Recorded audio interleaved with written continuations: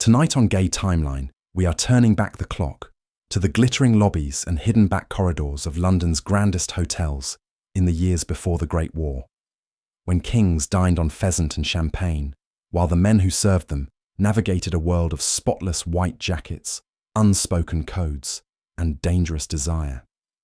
The chandeliers blazed, the silver gleamed, and beneath the crystal and the courtesy, some of the young men moving soundlessly between tables were falling in love with each other in a country where that love was a criminal offence punishable by prison, hard labour, or worse. They had no word for what they were, but they had each other. And tonight, we say their names out loud, because they could not.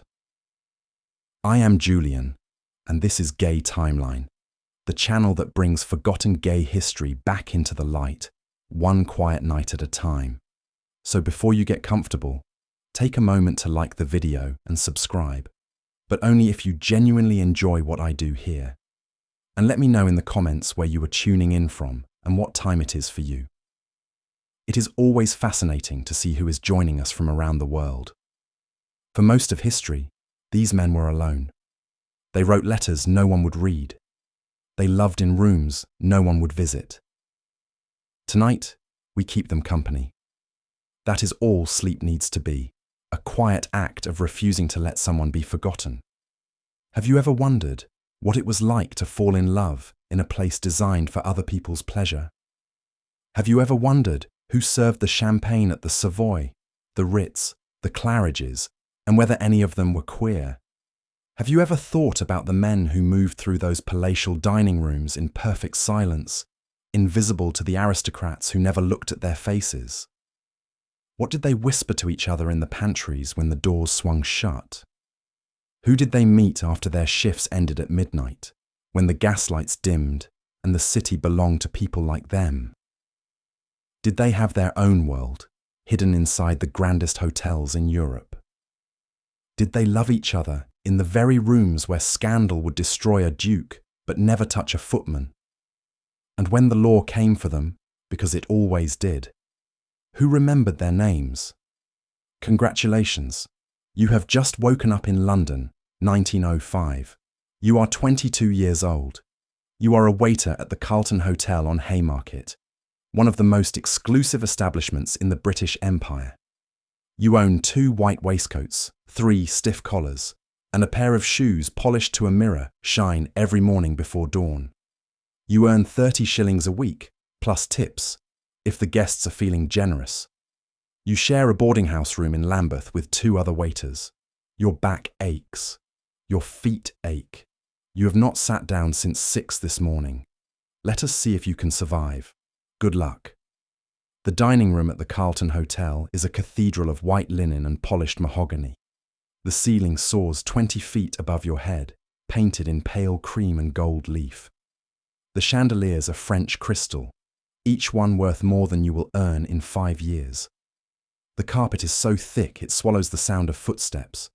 You move across it like a ghost. That is the point. You are supposed to be invisible. The guests do not look at you. They look past you, through you, as if you are a piece of furniture that happens to carry plates. You have learned to read their needs without being asked.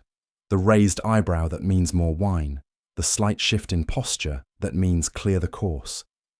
You pour Chateau Margaux for men who will never remember your face. You serve oysters on ice to women draped in pearls and silk.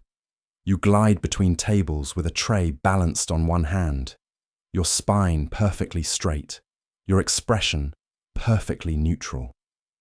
The maître d'hôtel is watching. He is always watching.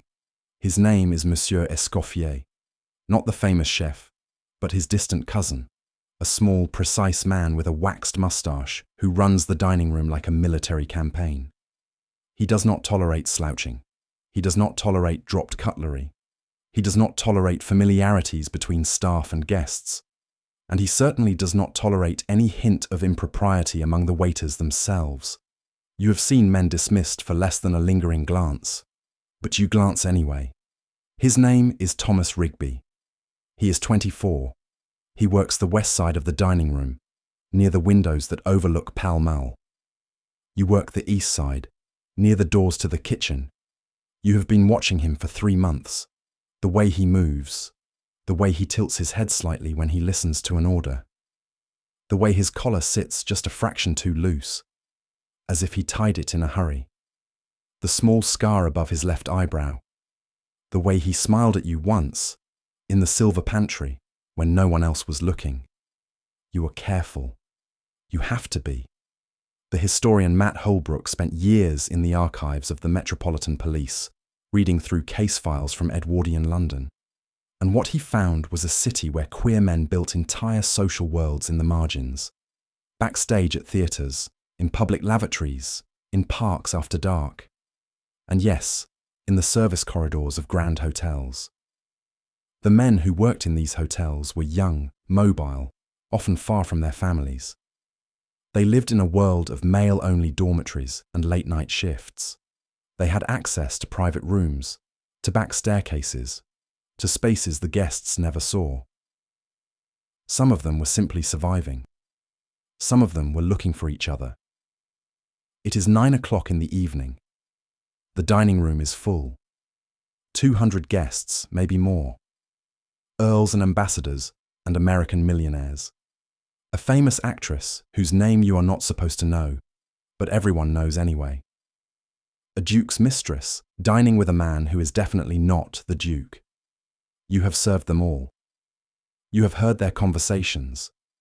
Fragments of scandal, politics, money, love affairs conducted in whispers over the venison. You are invisible, which means you hear everything. At 9:30, Monsieur Escoffier sends you to the wine cellar. This is the moment you have been waiting for. The wine cellar is 3 floors below the dining room, accessible by a narrow service staircase that smells of damp stone and old wood. The electric lights have not been installed down here yet. You carry a candle. The shadows jump and flicker against the walls. Row after row of bottles, labelled in French and German and Italian, some of them older than you are. The air is cool, quiet.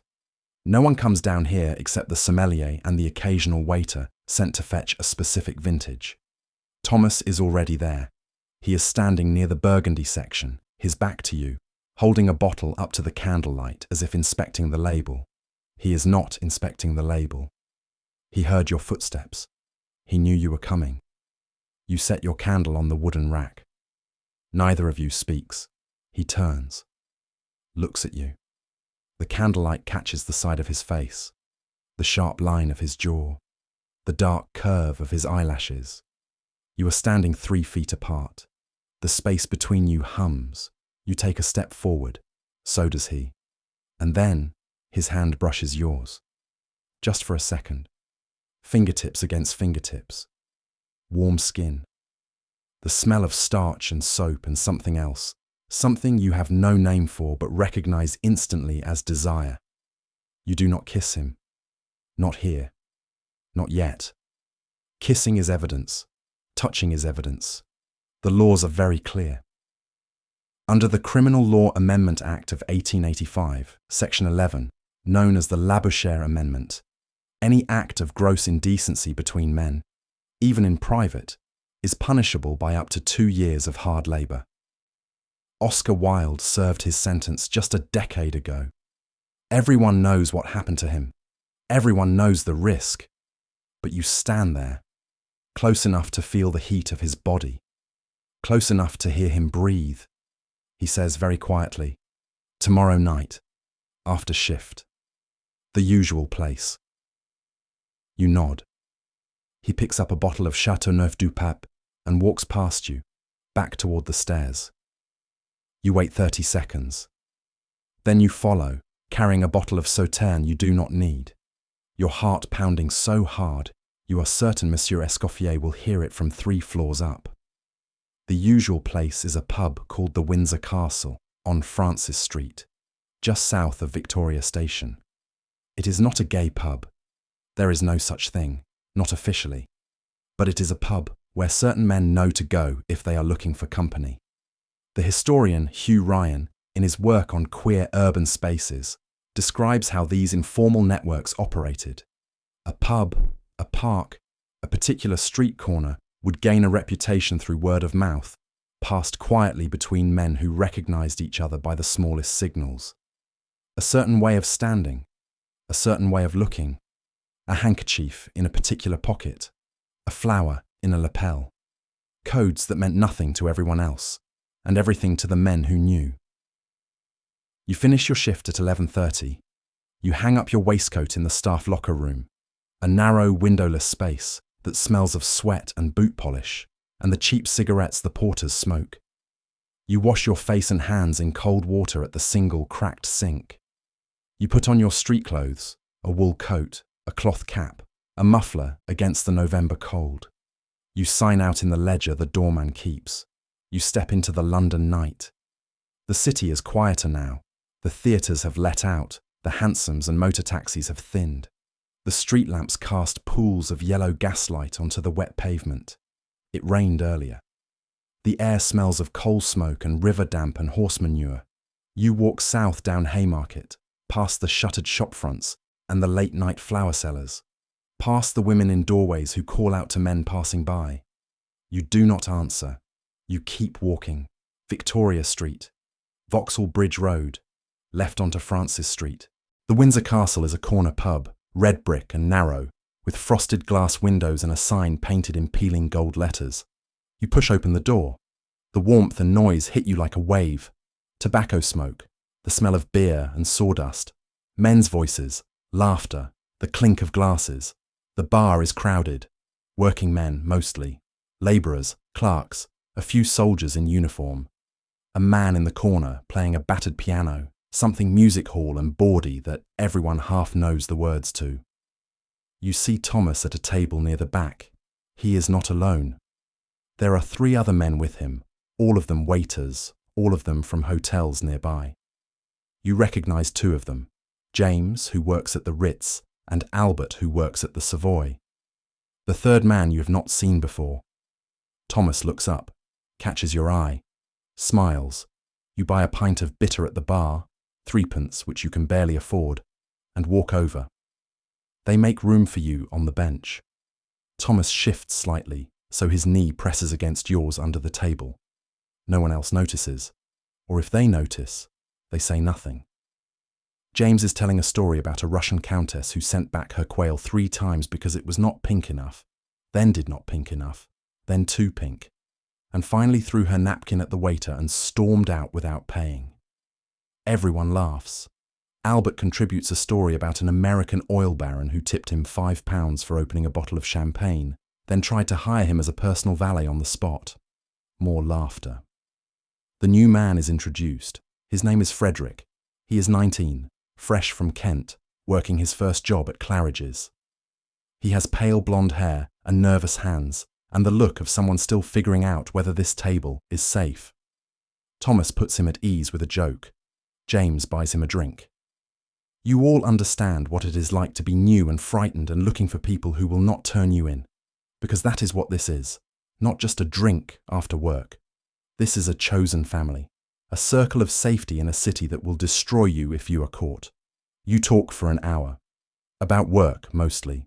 The guests, the tips, the impossible demands, the maitre d's who treat you like servants, and the guests who treat you like furniture. But beneath the surface conversation, there is something else, a shared understanding. You are all queer. You all know it. You do not use that word.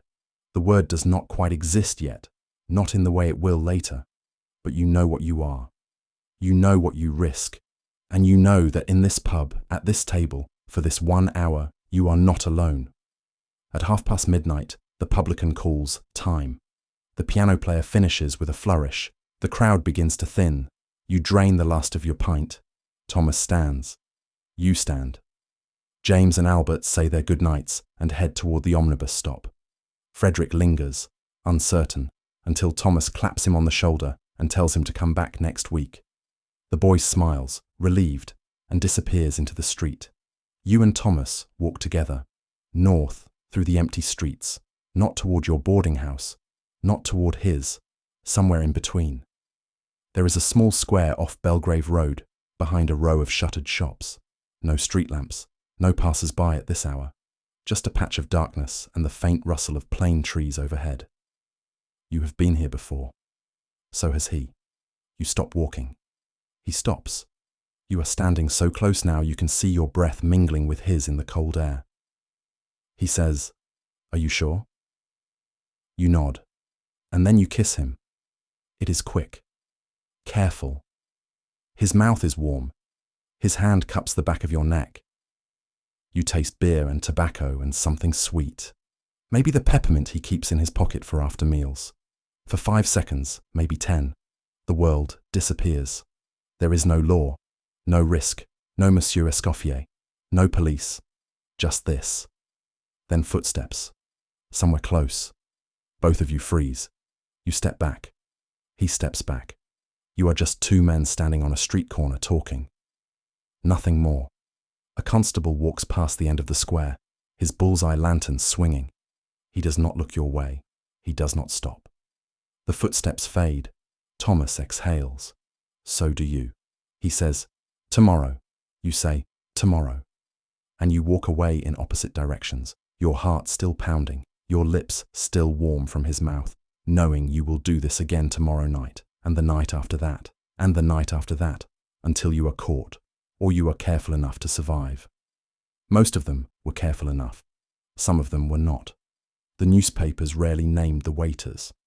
When a scandal broke, and scandals did break regularly because someone always talked or someone always got caught, the papers focused on the guests, the aristocrats, the men with titles and money and reputations to protect.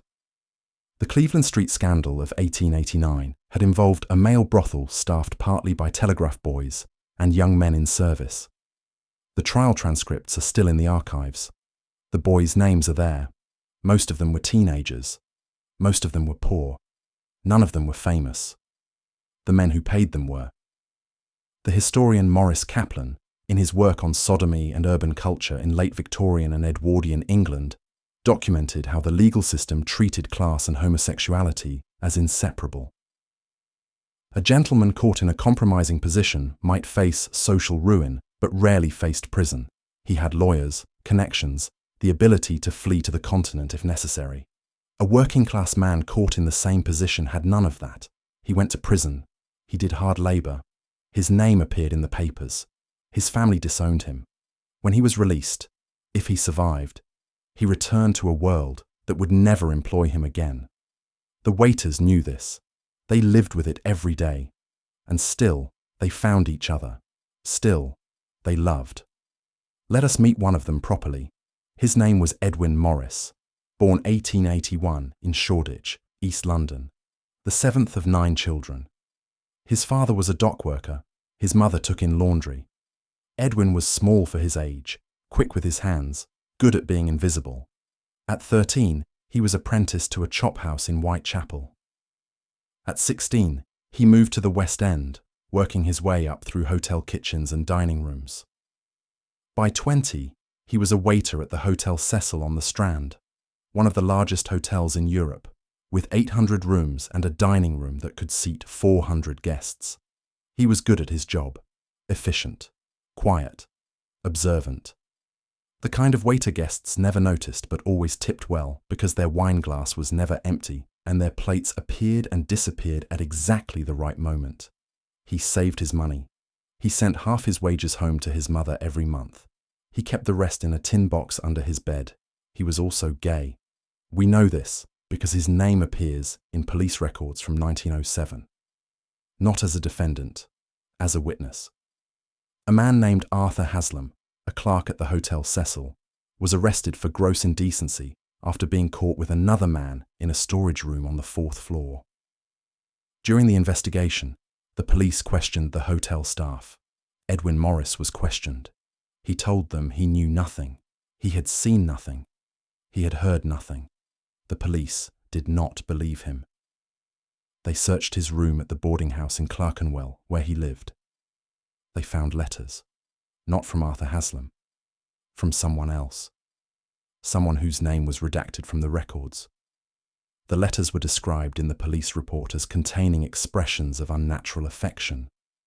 Edwin was arrested. He was 26 years old. The trial was brief. The letters were read aloud in court. Edwin did not deny writing them. He did not deny receiving them. His barrister, a young man appointed by the court, not someone Edwin could afford, argued that letters alone did not constitute an offence under the law. The prosecution argued that the letters described meetings, physical intimacy, acts that clearly fell under the definition of gross indecency. The judge agreed. Edwin Morris was sentenced to 12 months of hard labour. He served his sentence at Wormwood Scrubs, a prison in West London that had opened just 20 years earlier. The cells were small. The food was thin porridge and black bread. Hard labour meant oakum picking, pulling apart old tarred rope until your fingers bled, or the tread wheel, or stone breaking in the yard. The silence rule was enforced. No talking, no letters, no visitors except clergy. Edwin was released in June 1908. He was 27. He had lost 2 stone in weight. His hands shook. He could not find work. No hotel would hire him. His name had been in the papers. Everyone knew. He disappeared from the records after that. We do not know what happened to him. We do not know if he survived. We do not know if he found love again, or if the prison broke something in him that could not be repaired. His name appears one more time, in the 1911 census, living in a lodging house in Southwark, occupation listed as unemployed. Then nothing. But we know he existed. We know he loved someone. We know he was willing to risk everything for that love. And we know the law destroyed him for it. Edwin Morris was not unique. The archives are full of men like him. Names in police ledgers, sentences in trial transcripts, photographs in prison records. Men with shaved heads and hollow eyes, staring at the camera as if they have already disappeared. And yet the hotels kept running. The dining rooms kept filling. The waiters kept serving. And some of them kept finding each other. Because here is the thing the law could never quite stamp out. Desire does not care about consequences. Love does not pause to read the statute books. And young men working long hours in close quarters, far from home, sharing rooms and secrets and the strange intimacy of service, they were going to find each other. They always had. They always would. The hotels were enormous machines designed to produce luxury for the guests and profit for the owners. But in the gaps between those two purposes, in the corridors and pantries and back staircases and basement storage rooms, there was space. Space for whispered conversations. Space for a hand held in the dark. Space for a kiss stolen between shifts. Space to be human. Let us walk through one of these hotels properly. Not as a guest, as a waiter. It is 1910. You work at the Savoy on the Strand. The Savoy is the first luxury hotel in Britain to have electric lights in every room, the first to have ensuite bathrooms, the first to employ a celebrity chef, Auguste Escoffier himself, the man who invented pesce melba and tornados rossini and 100 other dishes the aristocracy now considers essential. The American bar at the Savoy invented the cocktail culture that will define the next 2 decades. The Savoy is not just a hotel, it is the hotel. If you work here, you are the best. You arrive at 5 in the morning. The staff entrance is on the embankment side, a plain door that leads to a narrow corridor painted institutional green. You sign in with the hall porter. You change into your uniform in the men's locker room. Black trousers, white shirt, white waistcoat, black bow tie, white gloves. Everything is spotless, everything is pressed. You check your reflection in the small mirror above the sink. Hair combed, collar straight, face neutral. You walk through the service corridors to the dining room. These corridors are the hidden circulatory system of the hotel, narrow, windowless, lit by bare electric bulbs. The walls are tiled in white, like a hospital. You pass chambermaids carrying stacks of linen, porters pushing trolleys loaded with luggage, kitchen boys hauling crates of vegetables up from the basement. Everyone moves quickly. Everyone knows where they are going. You are all invisible to the guests, but you are hyper-visible to each other. The hierarchy is strict. Maître d'hôtel at the top, waiters in the middle, kitchen porters and scullery maids at the bottom. You do not cross the lines. Unless you do, The dining room before service is a kind of chapel. Silent. Perfect.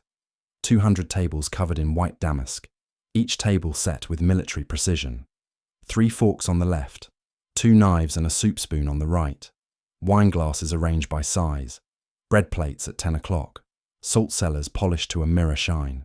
The head waiter walks between the tables with a ruler, measuring the distance between place settings. 15 inches centre to centre. Not 14. Not 16. 15. You take your station. You are responsible for 8 tables in the northeast corner of the room, near the windows that overlook the Thames. If you do your job correctly, the guests will never know your name, but they will request your section every time they dine here. That is the mark of a good waiter. Invisible excellence. The doors open at 7. The guests arrive in waves. Breakfast is a quieter service than dinner. Businessmen reading newspapers, American tourists consulting guidebooks, the occasional earl nursing a hangover with black coffee and dry toast. You pour, you serve, you clear, you vanish. By 9, the breakfast service is finished. You have 30 minutes before the dining room is reset for luncheon. This is when you eat. The staff dining room is in the basement next to the laundry. Long wooden tables, benches, the smell of boiled cabbage and institutional tea. You sit with the other waiters. You eat quickly, bread and butter, cold ham. A mug of tea so strong it could strip paint. The man sitting across from you is named Peter Cole. He is 28. He has worked at the Savoy for 6 years. He has dark hair going grey at the temples and a scar across his left hand from a kitchen accident no one talks about. He is also gay. You know this because he told you, not in words, but in the way he looked at you during your first week, a look that lasted half a second too long, and in the way he finds reasons to work near you during service, and in the way he slipped you a note 3 months ago that said simply, the York Minster, Tuesday, 10 o'clock. The York Minster is a pub on Dean Street in Soho. You went. He was there. You have been meeting there every Tuesday since. Peter is careful. He has to be. 6 years at the Savoy means 6 years of building a reputation, of being trusted, of being relied upon. He knows which guests tip well. He knows which guests are having affairs. He knows which junior members of the royal family prefer their venison rare and which prefer it ruined. He knows how to read a room, and he knows how to survive. He once told you over a pint at the York Minster that he had seen 4 waiters arrested in his time at the Savoy. Not for anything that happened at the hotel. Management would never allow the police onto the premises unless absolutely forced, but outside, in parks, in public lavatories, in boarding house rooms raided at dawn. One of them hanged himself in his cell before the trial. One served 2 years and was never seen again. One fled to France and sent a postcard from Paris a year later. One was released after 6 months and now works as a night watchman at a warehouse in Limehouse, the only job he could find. Peter told you this not to frighten you, but to make sure you understood. Love is not safe. Love is not simple. Love requires strategy. You finish your tea. Peter stands. You stand. You walk back upstairs together, not speaking, just 2 waiters heading back to work. Your hands do not touch. Your shoulders do not brush. To anyone watching, you are colleagues, nothing more. But tonight is Tuesday. The luncheon service is busier than breakfast. The dining room fills with society women in enormous hats, with politicians conducting discreet meetings over consommé, with theatre people and journalists and the kind of wealthy idlers who eat at the Savoy because there is nowhere else they would rather be seen. You serve turbot in champagne sauce. You serve lamb cutlets with mint jelly. You serve Charlotte Russe and ices and tiny cups of coffee so strong the spoon could stand upright. At table 14, a woman in her 50s with ropes of pearls sends back her soul twice. Too much butter, then not enough butter. You apologize each time with perfect sincerity. You do not let your face show anything. When she finally accepts the 3rd sole, she does not tip. You expected this. Women like her never do. At table 18, 2 men are lunching together. One is in his 40s, expensively dressed, with the soft hands of someone who has never done manual labor. The other is younger, perhaps 25, beautiful in the way that makes other diners glance over and then glance away. They are not business associates. They are not brothers. You know exactly what they are. So does everyone else in the room. But they are rich. And at the Savoy, if you are rich enough, no one asks questions. The older man orders champagne. The younger man orders oysters. They talk quietly, leaning close. At one point, the older man's hand rests on the younger man's wrist, just for a moment. A gesture that could mean anything, or could mean everything. You refill their water glasses. You do not react. You are furniture, but you notice, and they notice you noticing. The younger man looks up, meets your eyes. There is a flicker of recognition there, not personal, structural. He knows you see him. You know he sees you seeing him. For half a second you are connected by the shared understanding of what it means to be queer in a room full of people who would destroy you if they knew. Then the moment passes. You move to the next table. He turns back to his companion. The world continues. The historian Matt Cook, in his research on London's queer cultures between 1885 and 1914, found evidence that high-end hotels and restaurants functioned as semi-safe spaces for wealthy gay men and their companions. The management turned a blind eye as long as discretion was maintained. A gentleman dining with his nephew was a gentleman dining with his nephew, even if everyone knew the nephew was not related and was being kept in a flat in Bloomsbury. The waiters knew. The maitre d'hotel knew. The doorman knew. But knowing and saying were two different things. Silence was part of the service. For the waiters themselves, this created a strange double reality. You served men who could live openly, or as openly as 1910 allowed, because they had money and titles and the protection that came with both. You cleared their plates. You poured their wine. You watched them laugh and flirt and touch each other in ways you could never risk. And then you went back to your boarding house in Lambeth, or Southwark, or Clerkenwell, where a landlady could evict you for having the wrong visitor, where the police could arrest you for walking home with your arm around another man's shoulders, where love had to be hidden in coded letters and meetings in pub back rooms and 5 stolen minutes in a darkened square. The injustice of it is so obvious it barely needs stating. But it shaped everything. Your entire existence was built around managing risk, reading rooms, reading people, knowing who was safe and who was not. Peter was safe. You trusted him. He had never given you reason not to. At 10 o'clock on Tuesday night you meet him at the York Minster. The pub is crowded. Theatre crowds spilling over from the Shaftesbury. Working men. A table of women in feathered hats laughing too loud. The piano player is halfway through a music hall number about a sailor and a barmaid. You find Peter at the same table as always, in the corner near the dartboard where the noise provides cover. He has already bought you a pint. You sit, you drink, you talk about work. About the guest at table 9 who tipped Peter a sovereign for remembering he takes his tea with lemon, not milk. About the new kitchen porter who dropped an entire tray of china and was sacked on the spot. About the rumour that the Savoy is hiring another 20 waiters for the summer season when the American tourists arrive in force. Then Peter says quietly, "There is someone I want you to meet." You look at him. He tilts his head toward the bar. Standing there, ordering a drink, is a man you have never seen before. Tall, thin, mid-30s, wearing a decent suit but not an expensive one, wire-rimmed spectacles, ink stains on his fingers. Peter says, "His name is David. He is a clerk, works in the city. He is all right. You understand what that means. He is one of us. He is safe. David joins your table. He shakes your hand. His grip is firm, but his palm is sweating. He is nervous. You understand that too. Every new person is a risk. Every conversation could be the one that gets you arrested. But Peter vouches for him, and you trust Peter. David works for an insurance firm near Liverpool Street. He lives in a rented room in Shoreditch. He has worked in London for 8 years. He speaks carefully, choosing his words, but after the second pint, he relaxes slightly. He tells a story about a manager at his firm who was caught with a rent boy in a hotel in Mayfair and was quietly asked to resign. Everyone knew. No one said anything. The manager moved to Manchester. Presumably, the same thing will happen there eventually. You tell a story about a duke who propositioned you during a private dinner service in one of the Savoy's function rooms. You were 21. The duke was 60. He offered you £5 to come to his suite after your shift. You said no. He doubled the offer. You still said no. He looked genuinely confused, as if he could not imagine a world where money did not buy anything he wanted. The maître d'hôtel moved you to a different section the next night. No one ever mentioned it again. Peter tells a story about 2 waiters at the Ritz who were lovers. They were careful. They never met at work. They never even looked at each other during service.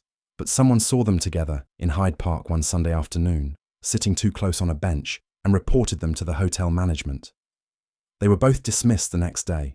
No explanation, no severance, just gone. One of them went back to Ireland. The other stayed in London and now works at a chop house in the East End for half the wages. David listens. He does not tell a story of his own. You suspect he does not have one yet. He is still figuring this out, still learning the codes, still finding his people. At 11:30 the publican calls time. You finish your drinks, you walk out into the Soho night. The streets are wet again. It rains constantly in London. The three of you stand on the pavement outside the pub, collars turned up against the drizzle. Peter says, "Same time next week." David nods. "Thank you for this." Peter claps him on the shoulder. "We all need it." You shake David's hand again. He walks east toward Shoreditch. Peter walks south toward Waterloo. You walk west, back toward your boarding house. Alone, but not lonely, because you know now that there are others. A whole invisible network of men moving through the city, finding each other, building something fragile and necessary out of stolen hours and coded glances and the sheer stubborn refusal to be alone.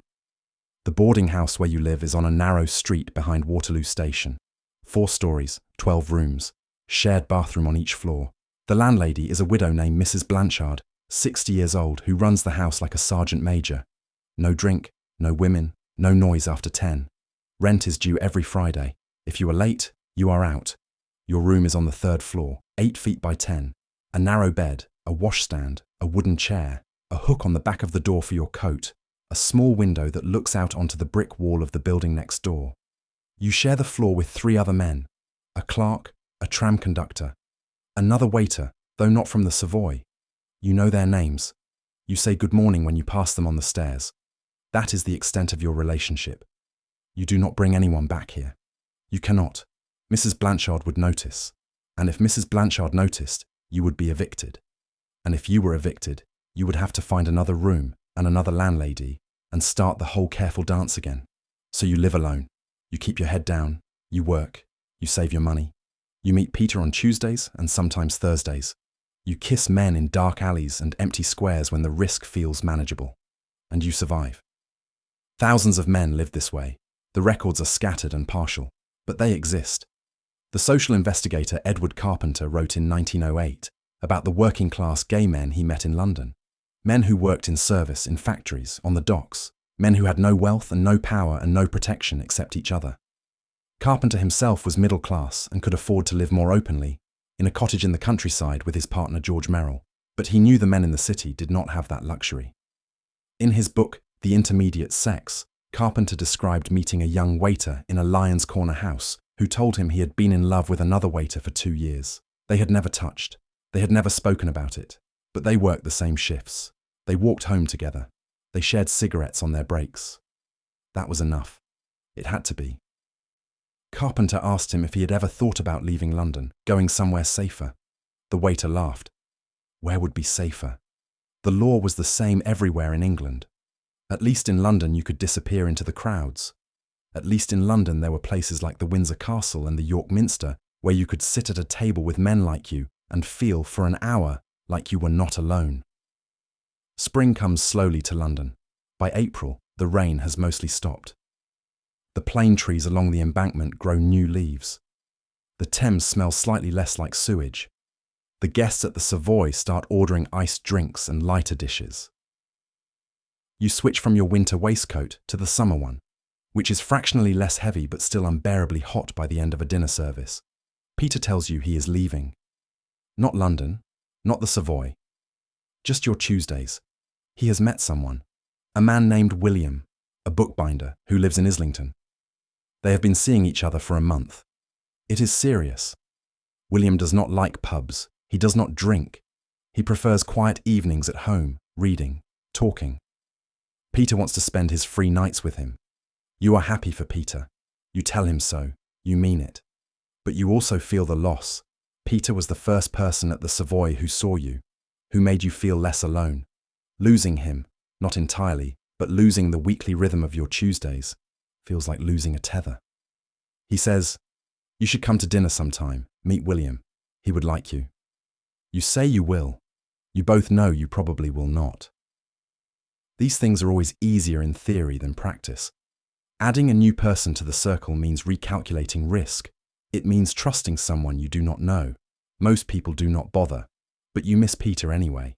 David still comes to the York Minster on Tuesdays. You still go. The two of you sit at the same corner table and talk about work and weather and the rising cost of everything. It is fine. David is kind. He is safe. But he is not Peter. The ease is not there. Not yet. Maybe it never will be. In June, the Savoy hires the new waiters for the summer season. 20 men, just as rumoured. Mostly young, mostly from outside London.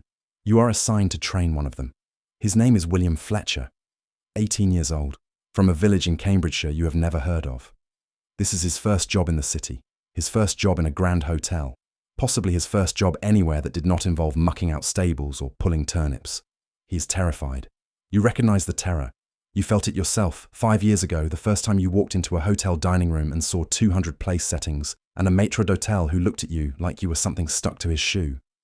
You teach William how to hold a tray, how to pour wine without dripping, how to clear a table without clattering, how to fold a napkin into a swan, which is absurd but the guests love it, how to stand still for long periods without visibly fidgeting, how to make yourself invisible. William is a quick learner, nervous but quick. By the end of his first week, he can carry 3 plates at once and navigate the dining room without bumping into other waiters. By the end of the second week, he has started to relax. He even smiles occasionally, though never where the maître d'hôtel can see. You like him. He reminds you of yourself at that age. Eager, serious, desperate to prove he belongs. And then one afternoon, during the lull between luncheon and dinner service, you catch him staring at one of the other waiters, not just looking, staring, the same way you used to stare at Thomas Rigby back at the Carlton, the same way you still catch yourself staring at men sometimes, before you remember where you are and who might be watching. William notices you noticing. His face goes red. He looks away. He busies himself polishing a wineglass that is already spotless. You say nothing, not then, not there. But that night, after the dinner service ends and you are both changing out of your uniforms in the locker room, you catch his eye. You tilt your head slightly toward the door. He follows you out. You walk together down the embankment. The river is dark and sluggish, reflecting the lights from the bridges. A few hansoms rattle past. A street sweeper pushes his cart slowly along the gutter. The two of you walk in silence for 5 minutes, long enough that anyone watching would think you are just 2 colleagues heading home. Then you stop. You turn to him. You say very quietly, "You need to be more careful." He does not ask what you mean. He knows. He says, "I did not think anyone saw." You say, "I saw. If I saw, someone else might see. And if the wrong person sees, you will be dismissed. Or worse." He nods. He looks miserable. Young and miserable and ashamed. You say, "I am not telling you this to frighten you. I am telling you because I want you to survive." He looks at you then. Really looks at you. And you see the question forming before he asks it. You do not let him finish. You say, "Be careful. That is all I am saying. Be careful who you look at. Be careful who you trust. This city will chew you up if you are not." You start walking again. He follows. You do not speak for the rest of the walk. When you reach the corner where your routes diverge, you nod at him. He nods back, and you go your separate ways. You do not know if he understood. You do not know if he will take your advice. You do not know if he is even like you, or if you misread the whole situation and just terrified an innocent 18-year-old for no reason. But you had to say something, because if he is like you, and if he is not careful, the world will break him. And you have seen too many men broken already. William Fletcher does not get dismissed. He does not get arrested. He keeps his head down. He does his job. He learns quickly. By the end of the summer season, he is one of the best junior waiters on the floor. The maître d'hôtel compliments him in front of the entire staff, which almost never happens. William beams. You are proud of him. You do not tell him that. But you are. And then, in late August, he approaches you after a shift. He is holding a small folded piece of paper. He hands it to you without speaking and walks away before you can respond. You wait until you are outside to unfold it. It is an address, a pub in Vauxhall, a day and time, Thursday, 9 o'clock. You stand on the pavement outside the Savoy, holding this tiny piece of paper, and you understand what it is. It is an invitation. It is trust. It is William saying, I understood. I am like you, and I am ready to find my people. You go. The pub in Vauxhall is smaller than the York Minster, shabbier, tucked down a side street that smells of the river and rotting wood. The clientele is rougher. Dock workers, labourers, a few soldiers, and in the back corner, a table of young men who all look the same way William looked when he handed you the note. Nervous, hopeful, trying to figure out if this is safe. William is there. He sees you and his whole face lights up. He introduces you to the others. There are 5 of them, a grocer's assistant, a printer's apprentice, 2 shop clerks, a telegram boy. None of them work in hotels. None of them are part of your world. But they are part of the same invisible network. You sit, you drink, you talk. And for the first time in months, you feel something shift. Peter has William the bookbinder now. You have this, a new circle, a new piece of the fragile, stubborn, endlessly regenerating web of gay men in London who refuse to be alone. You keep going back, Thursday nights at the Vauxhall pub. You learn their names, their stories. The grocer's assistant has a sister who knows and does not care.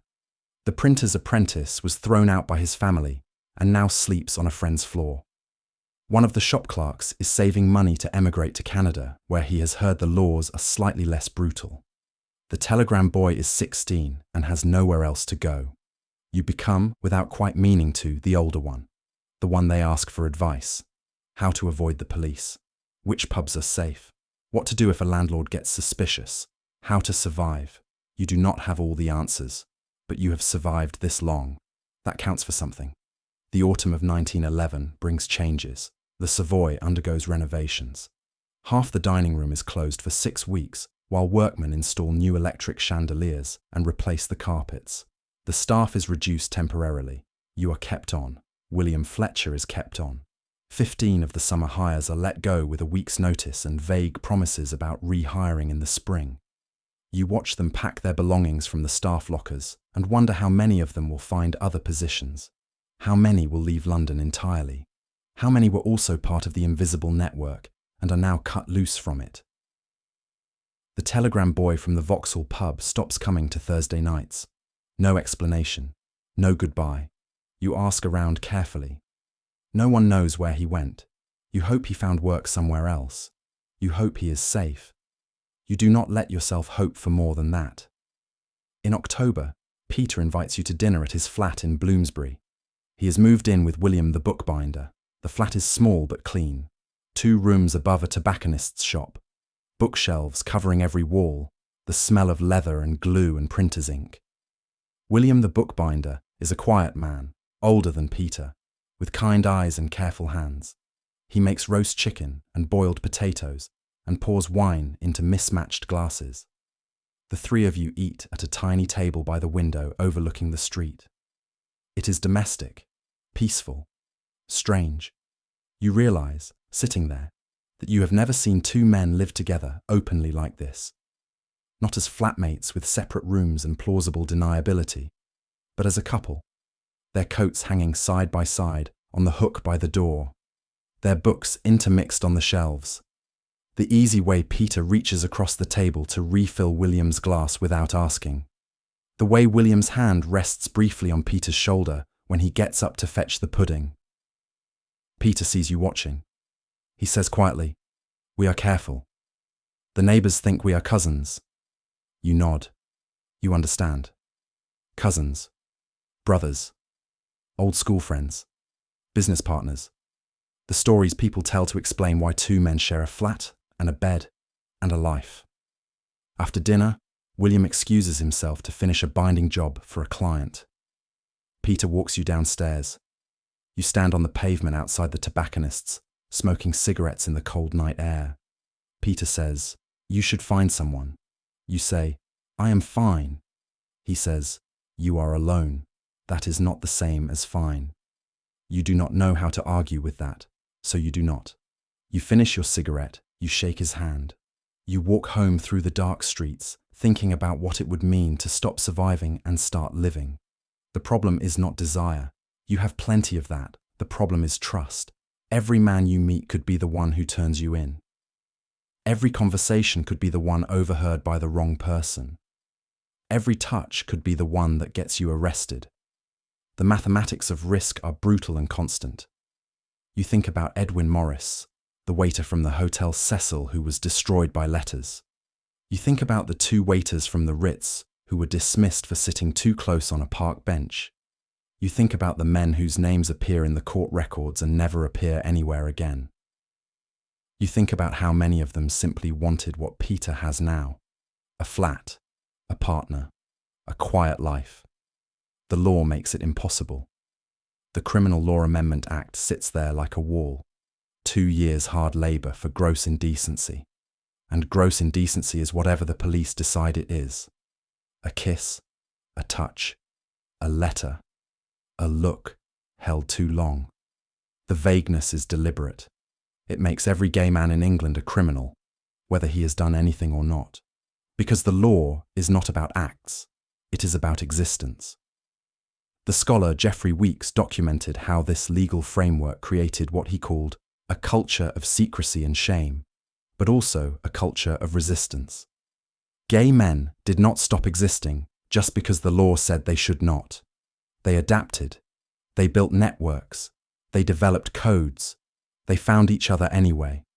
The Vauxhall pub, the York Minster, the parks and public lavatories and Turkish baths that functioned as meeting places. The molly houses that had existed in London for 200 years and still existed, underground, known only to those who needed to know. You are part of that world now. You have been for years. It is not the world you would have chosen if choosing were possible, but it is the world you have. And there are moments, sitting at the table with Peter and William, or laughing with the group at the Vauxhall pub, or catching William Fletcher's eye across the Savoy dining room, and knowing you are both thinking the same thing about the guest at table 12, when it feels like enough. Winter arrives. The season begins. The Savoy fills with guests again. Wealthy Europeans fleeing the cold, Americans on grand tours, the usual aristocrats who spend every winter in London because the countryside is unbearable once the shooting season ends. The dining room is full every night. You work longer shifts, luncheon and dinner, sometimes 6 days a week. The tips are better in winter. You save money. You do not know what you are saving for, just the vague idea that someday you might need it. In December, a new guest begins dining at the Savoy regularly. He is a baron, German, in his 50s, extremely wealthy. He takes the same table every evening, table 7, near the windows, and orders the same meal. Oysters, sole, a bottle of Chablis. He dines alone. He reads a book while he eats. He tips exactly 15%, calculated to the penny. The maître d'hôtel assigns you to his table. You serve him efficiently and quietly. He barely looks at you. This is normal. Most guests do not. But then, one evening in mid-December, he does look at you. He sets down his book. He says, in accented but perfect English, "You have worked here long?" You say, 5 years, sir." He nods. He says, "You are good at your work." You say, "Thank you, sir." He picks up his book again. That is the end of the conversation. The next evening, the same thing. A brief exchange. This time he asks where you are from. You tell him East London. He nods. He says his grandfather was from East London before the family moved to Hamburg. He does not elaborate. You do not ask. This continues for a week. Small conversations. Nothing inappropriate. Nothing that would raise suspicion. He asks about the weather, about the hotel, about whether you have family in London. You answer politely. You do not volunteer information. You have been trained not to. And then, one evening, He asks if you have ever been to Germany. You say you have not. He says, you should go. Berlin is extraordinary, very modern, very free. The word free hangs in the air between you. You say, I am sure it is, sir. He looks at you for a long moment. Then he says very quietly, there are places in Berlin where men like us can be themselves. Your heart stops. You glance around the dining room. No one is close enough to have heard. The maître d'hôtel is across the room, speaking to a duchess. The other waiters are occupied. You are alone with this man and his dangerous words. You say, carefully, I do not know what you mean, sir. He smiles. It is not unkind. He says, of course you do not. Forgive me. I have had too much wine. He returns to his book. You refill his water glass. Your hands are shaking. You move to the next table and somehow complete the rest of the service without dropping anything. After your shift, you stand outside the staff entrance, smoking a cigarette, trying to make sense of what just happened. Was it a test? Was he genuinely trying to connect? Was he a police informant? You have no way of knowing. The only safe response is to treat it as if it never happened. But the next evening, he is there again. Table 7. Same meal. Same book. When you approach to take his order, he hands you a folded piece of paper along with his menu. You pocket it without looking. You take his order. You serve his meal. You do not unfold the paper until you are in the locker room, alone at the end of the night. It is an address in Bloomsbury, a date and time. Friday, 8 o'clock, and a single sentence. You will be safe. You stand there holding this paper, knowing you should burn it, knowing you should forget the address, knowing that going to a stranger's flat is the stupidest possible thing you could do. Men have been arrested for less. Men have been blackmailed, robbed, killed. But the word free echoes in your head. Places where men like us can be themselves. You go. The address is a townhouse on a quiet street near Russell Square. 4 stories. Well maintained. Respectable. You stand outside for 5 minutes, watching the windows, trying to decide if you are about to make the worst mistake of your life. Then the door opens. The German Baron is standing there. He says, I am glad you came. Please. You step inside. The house is beautiful. High ceilings, polished floors, paintings on the walls, a fire burning in the front room. And sitting in that room, drinking wine and talking quietly, are 8 or 9 men. Well-dressed, educated. Some of them English, some of them foreign. All of them, you realize within 30 seconds, gay. The Baron introduces you, first names only. No one asks where you work or what you do. That is not the point. The point is simply to be here. To sit in a room with other gay men and talk openly, without fear, without codes, without the constant surveillance of the outside world. You are offered wine. You accept. You sit in a chair near the fire. You listen. The conversation ranges across topics: art, literature, politics. Someone mentions Magnus Hirschfeld and his work in Berlin. Someone else mentions Edward Carpenter. A young man with a French accent talks about living in Paris, where the law is less harsh, and the police generally leave gay men alone unless they cause public scandal. An older man, English, talks about the Wilde trial and how it changed everything. How before Wilde there was a kind of willful ignorance, and after Wilde there was only fear. You say very little. You are out of your depth here.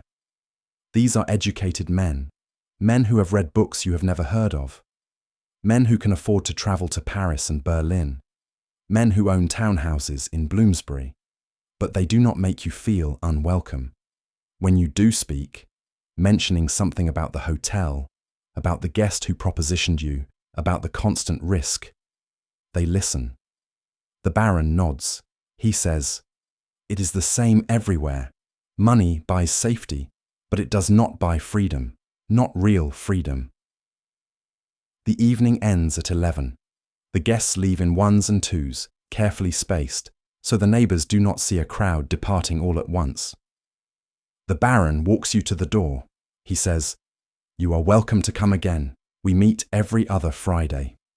You say, "Thank you." He says, "We must look after each other. No one else will."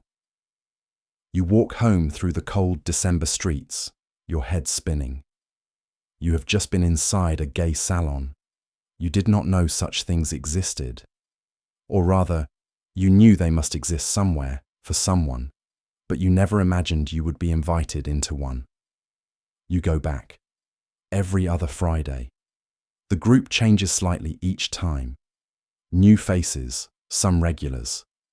The Baron is always there.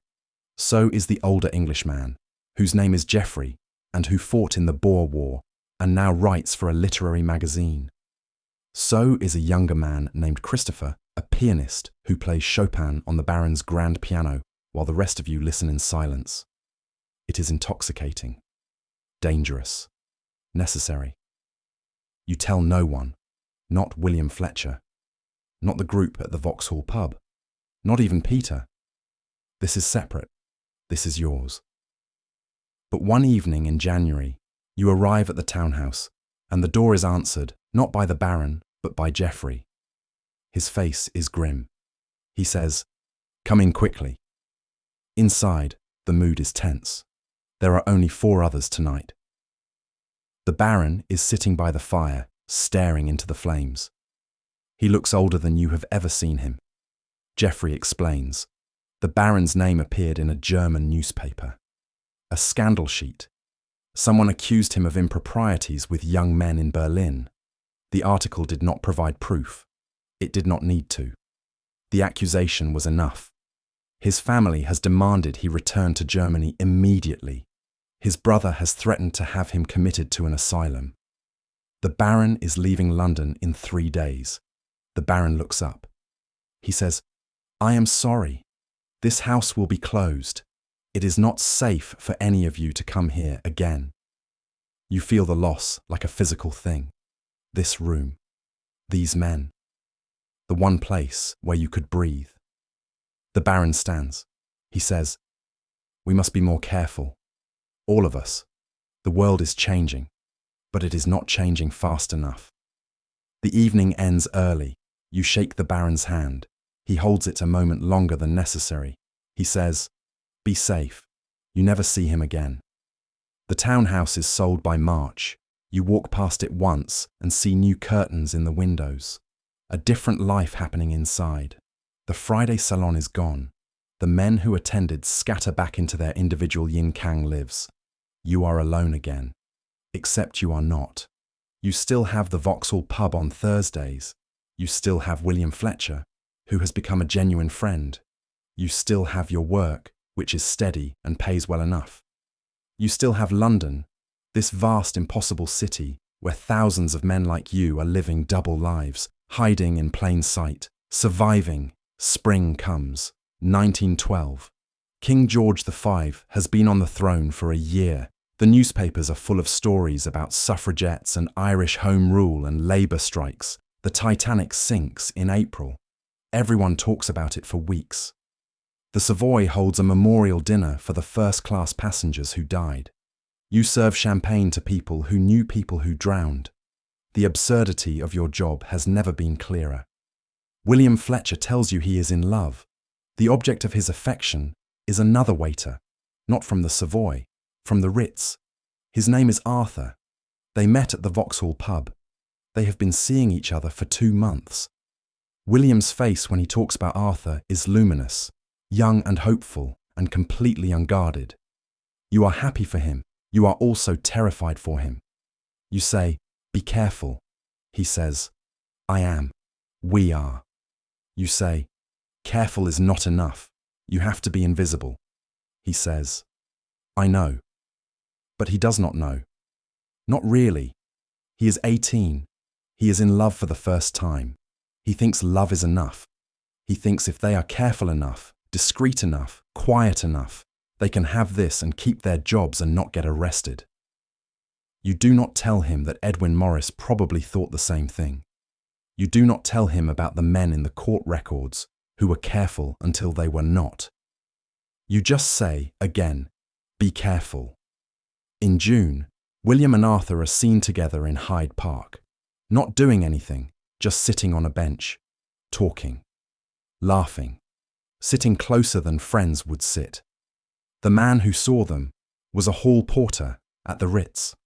He reported Arthur to the management. Arthur was dismissed the next day. William was not touched. He works at the Savoy, not the Ritz, and the hall porter did not know his name. But Arthur is gone. William is devastated.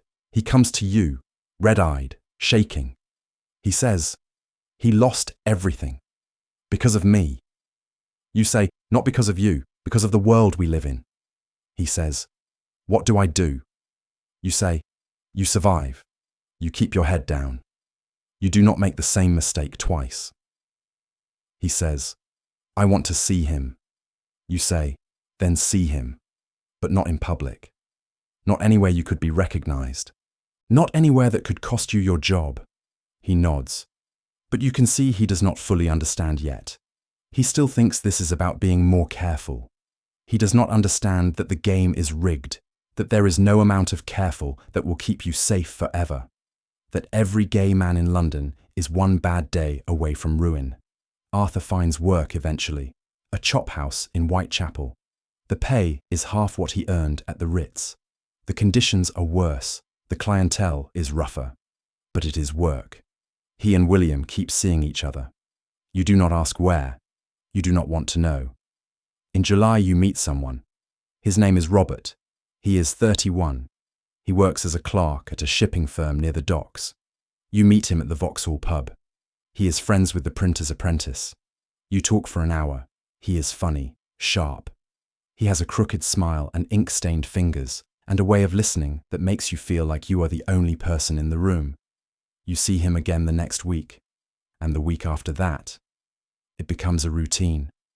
Thursday nights at the pub, then a walk along the river, then, eventually, a kiss in the shadows behind a warehouse, then another.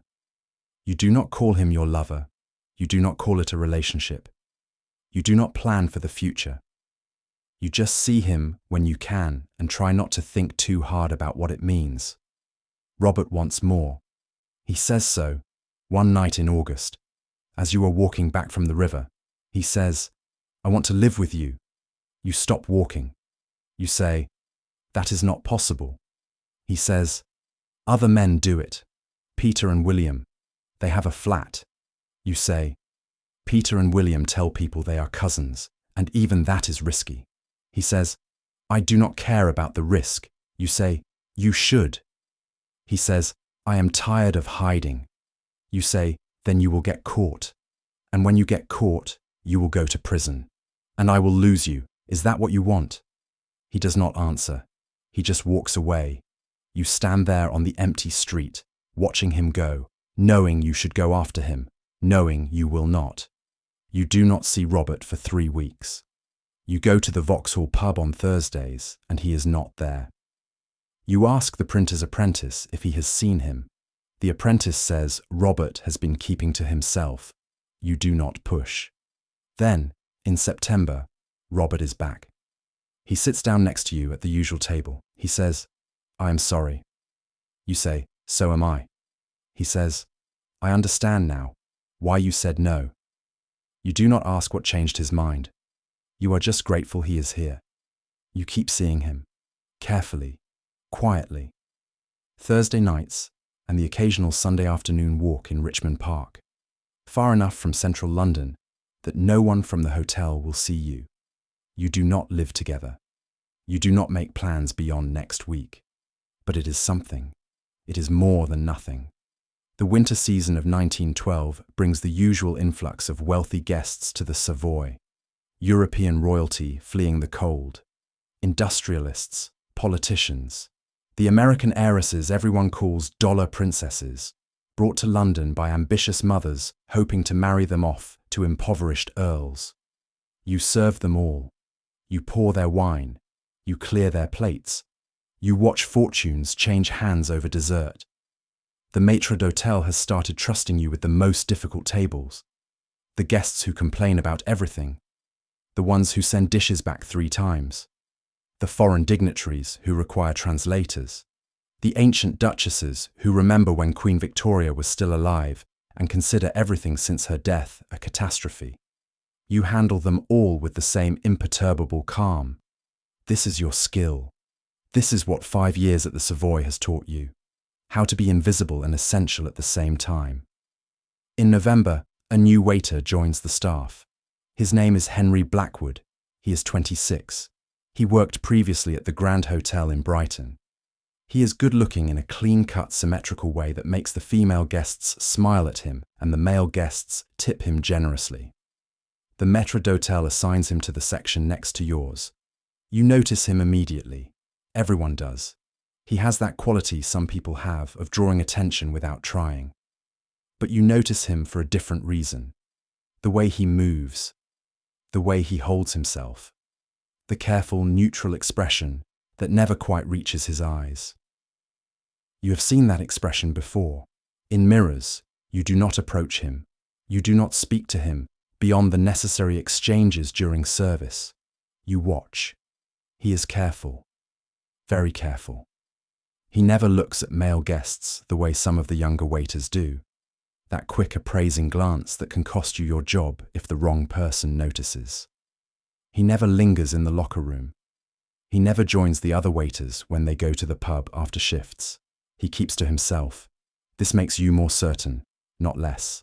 After 3 weeks, you take a risk. You are both in the silver pantry, polishing cutlery before the dinner service.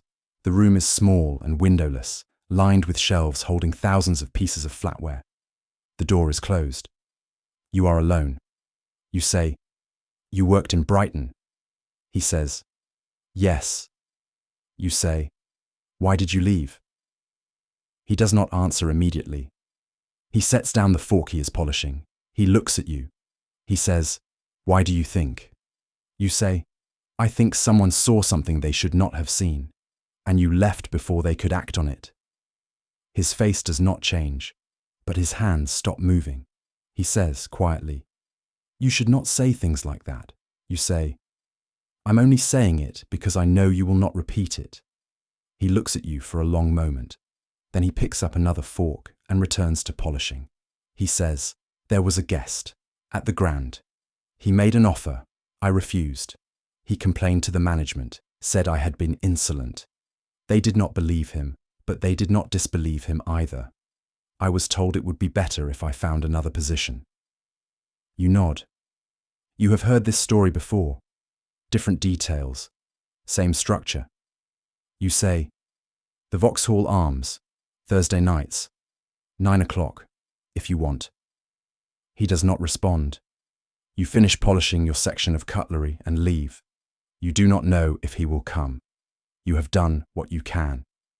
Thursday night, the Vauxhall Arms. You are sitting at the usual table with William Fletcher and 3 others from the regular group. The printer's apprentice is telling a story about a police raid on a molly house in Southwark. Everyone escaped through the back. No one was caught. But it was close. Too close. At 9:30, Henry Blackwood walks in.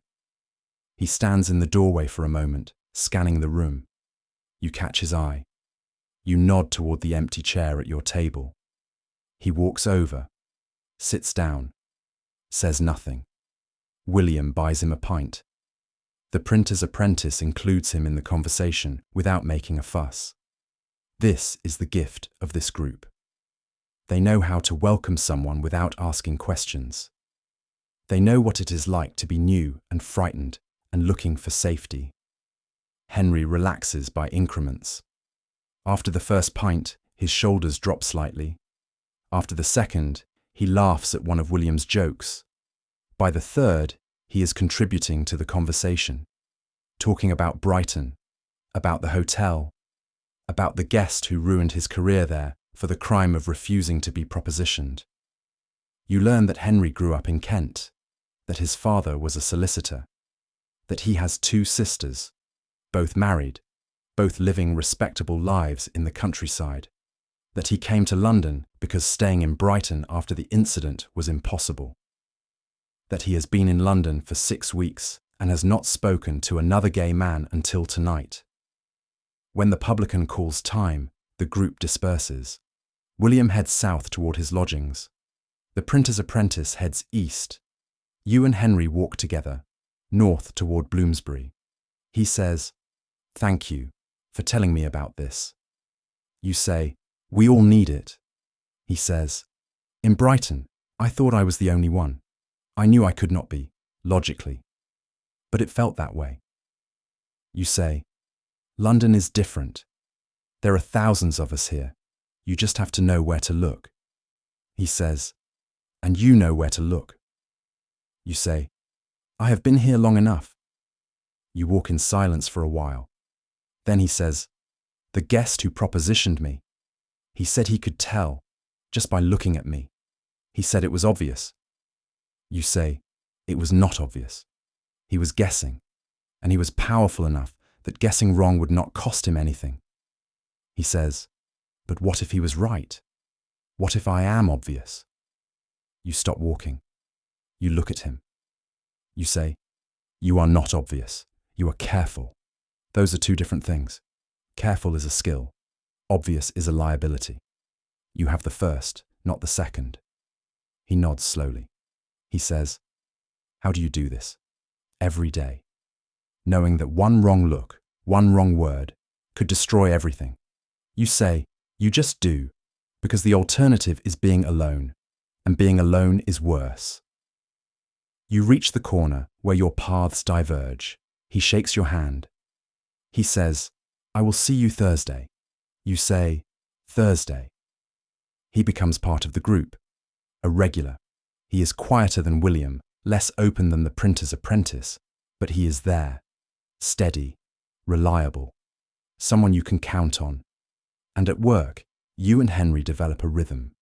You can communicate across the dining room with the smallest gestures. A tilted head, meaning the guest at table 9 needs more wine. A raised eyebrow, meaning the maître d'hôtel is in a foul mood and everyone should be extra careful. A brief smile, hidden behind a napkin, when a particularly absurd guest makes an impossible demand. It is not romantic. It is not even particularly intimate. But it is partnership. And in a world where most of your existence has to be hidden, partnership matters.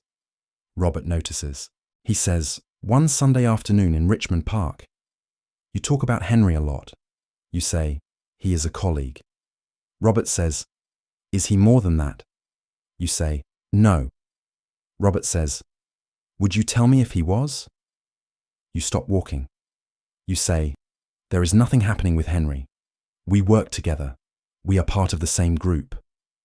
That is all." Robert looks unconvinced, but he drops it. You are grateful. The last thing you need is jealousy complicating an already impossible situation. But Robert is right that something has changed, not romantically. But Henry's presence at the Savoy makes the work bearable in a way it was not before. You are not alone there anymore. There is someone who understands, someone who sees you, not as a waiter, as a whole person.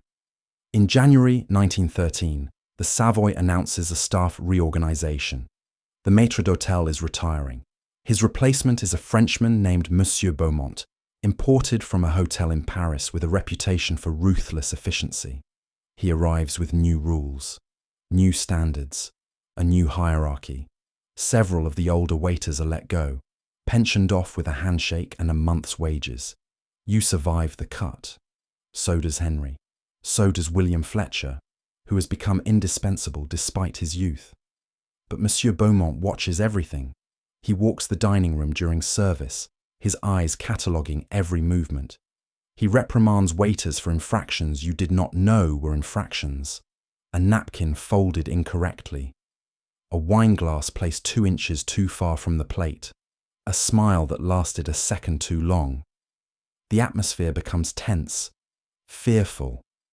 The waiters stop talking during breaks. Everyone is worried about being the next one dismissed. One evening in February, Monsieur Beaumont calls you into his office after the dinner service. The office is small and austere. A desk, 2 chairs, a filing cabinet. He gestures for you to sit. He says, "You have worked here 5 years." You say, "Yes, sir." He says, "Your record is excellent. No complaints, no incidents. The guests request you by name." You say, "Thank you, sir." He says, "I am promoting you to senior waiter. You will oversee the east section of the dining room. You will train new staff. Your wages will increase by 10 shillings per week." You are too surprised to respond immediately. Then you say, "Thank you, sir. I am honoured." He says, "You have earned it, but I expect the same standards from you that I demand of myself. No lapses, no familiarities, no distractions." You understand what he is saying. You say, "Of course, sir." He dismisses you. You walk out of his office in a daze. Senior waiter, 10 shillings more per week. This is stability. This is security. This is everything you have been working toward. But it also means more scrutiny, more visibility, more risk. You tell Robert that night. He is thrilled. He says, "This is wonderful. You can save more money. We could get a flat together, a proper flat." You say, "Robert." He says, I know what you are going to say. But think about it. You are senior waiter now. You have a steady position. We could tell people we are brothers. Or cousins. People do it. You say, "People get caught." He says, "Not everyone gets caught." You say, "Enough people get caught." He stands up. You are in his lodging room, a shabby space in Bethnal Green that smells of damp and May Yan. He paces to the window and back. He says, "I am tired of this. Seeing you once a week, meeting in pubs, hiding in parks. I want a life with you." You say, "This is the life we have." He says, "It is not enough." You say, "Then what do you want me to do? Quit my job, go to prison, die?" He flinches. You have never raised your voice at him before. You have never said the word prison out loud in his presence. But it hangs there now, unavoidable. He says quietly, "I want you to want more than survival." You say, "Survival is not nothing." He says, "It is not everything either." You leave. You walk through the East End streets, past the pubs and the brothels and the doss houses, past the children sleeping in doorways and the women selling themselves on corners. You think about what Robert said, about wanting more than survival. The problem is that wanting more gets you killed. Edwin Morris wanted more. The waiters from the Ritz wanted more. The men whose names fill the court records wanted more. And the law crushed them all. You have survived this long by not wanting more, by accepting the limits, by building a life in the margins and being grateful for it. But Robert's words echo. It is not enough. You do not see Robert for 2 weeks. He does not come to the Vauxhall Arms on Thursdays. You do not seek him out. You tell yourself it is better this way, cleaner, safer. But you miss him. You miss the way he listened, the way he made you laugh, the way his hand felt in yours during those brief moments when you were alone and unobserved. William Fletcher notices. He says, during a break between services, "Are you all right?" You say, "Fine." He says, "You seem sad." You say, "I am tired." He does not push. But that night, after the shift ends, he walks with you part way home. He says, "When Arthur was dismissed, I thought I would die. Genuinely. I thought my life was over." You say, "But you survived." He says, "I survived because I had people. You. The group. Even Arthur, after he found new work. I survived because I was not alone." You understand what he is trying to tell you. You say, "Thank you." He says, "Whatever is happening, you do not have to handle it by yourself." You nod. You part ways at the corner. You walk the rest of the way home thinking about what it means to not be alone. 3 weeks after your fight, Robert appears at the Vauxhall Arms. He sits down at your table without a word. You do not acknowledge him immediately.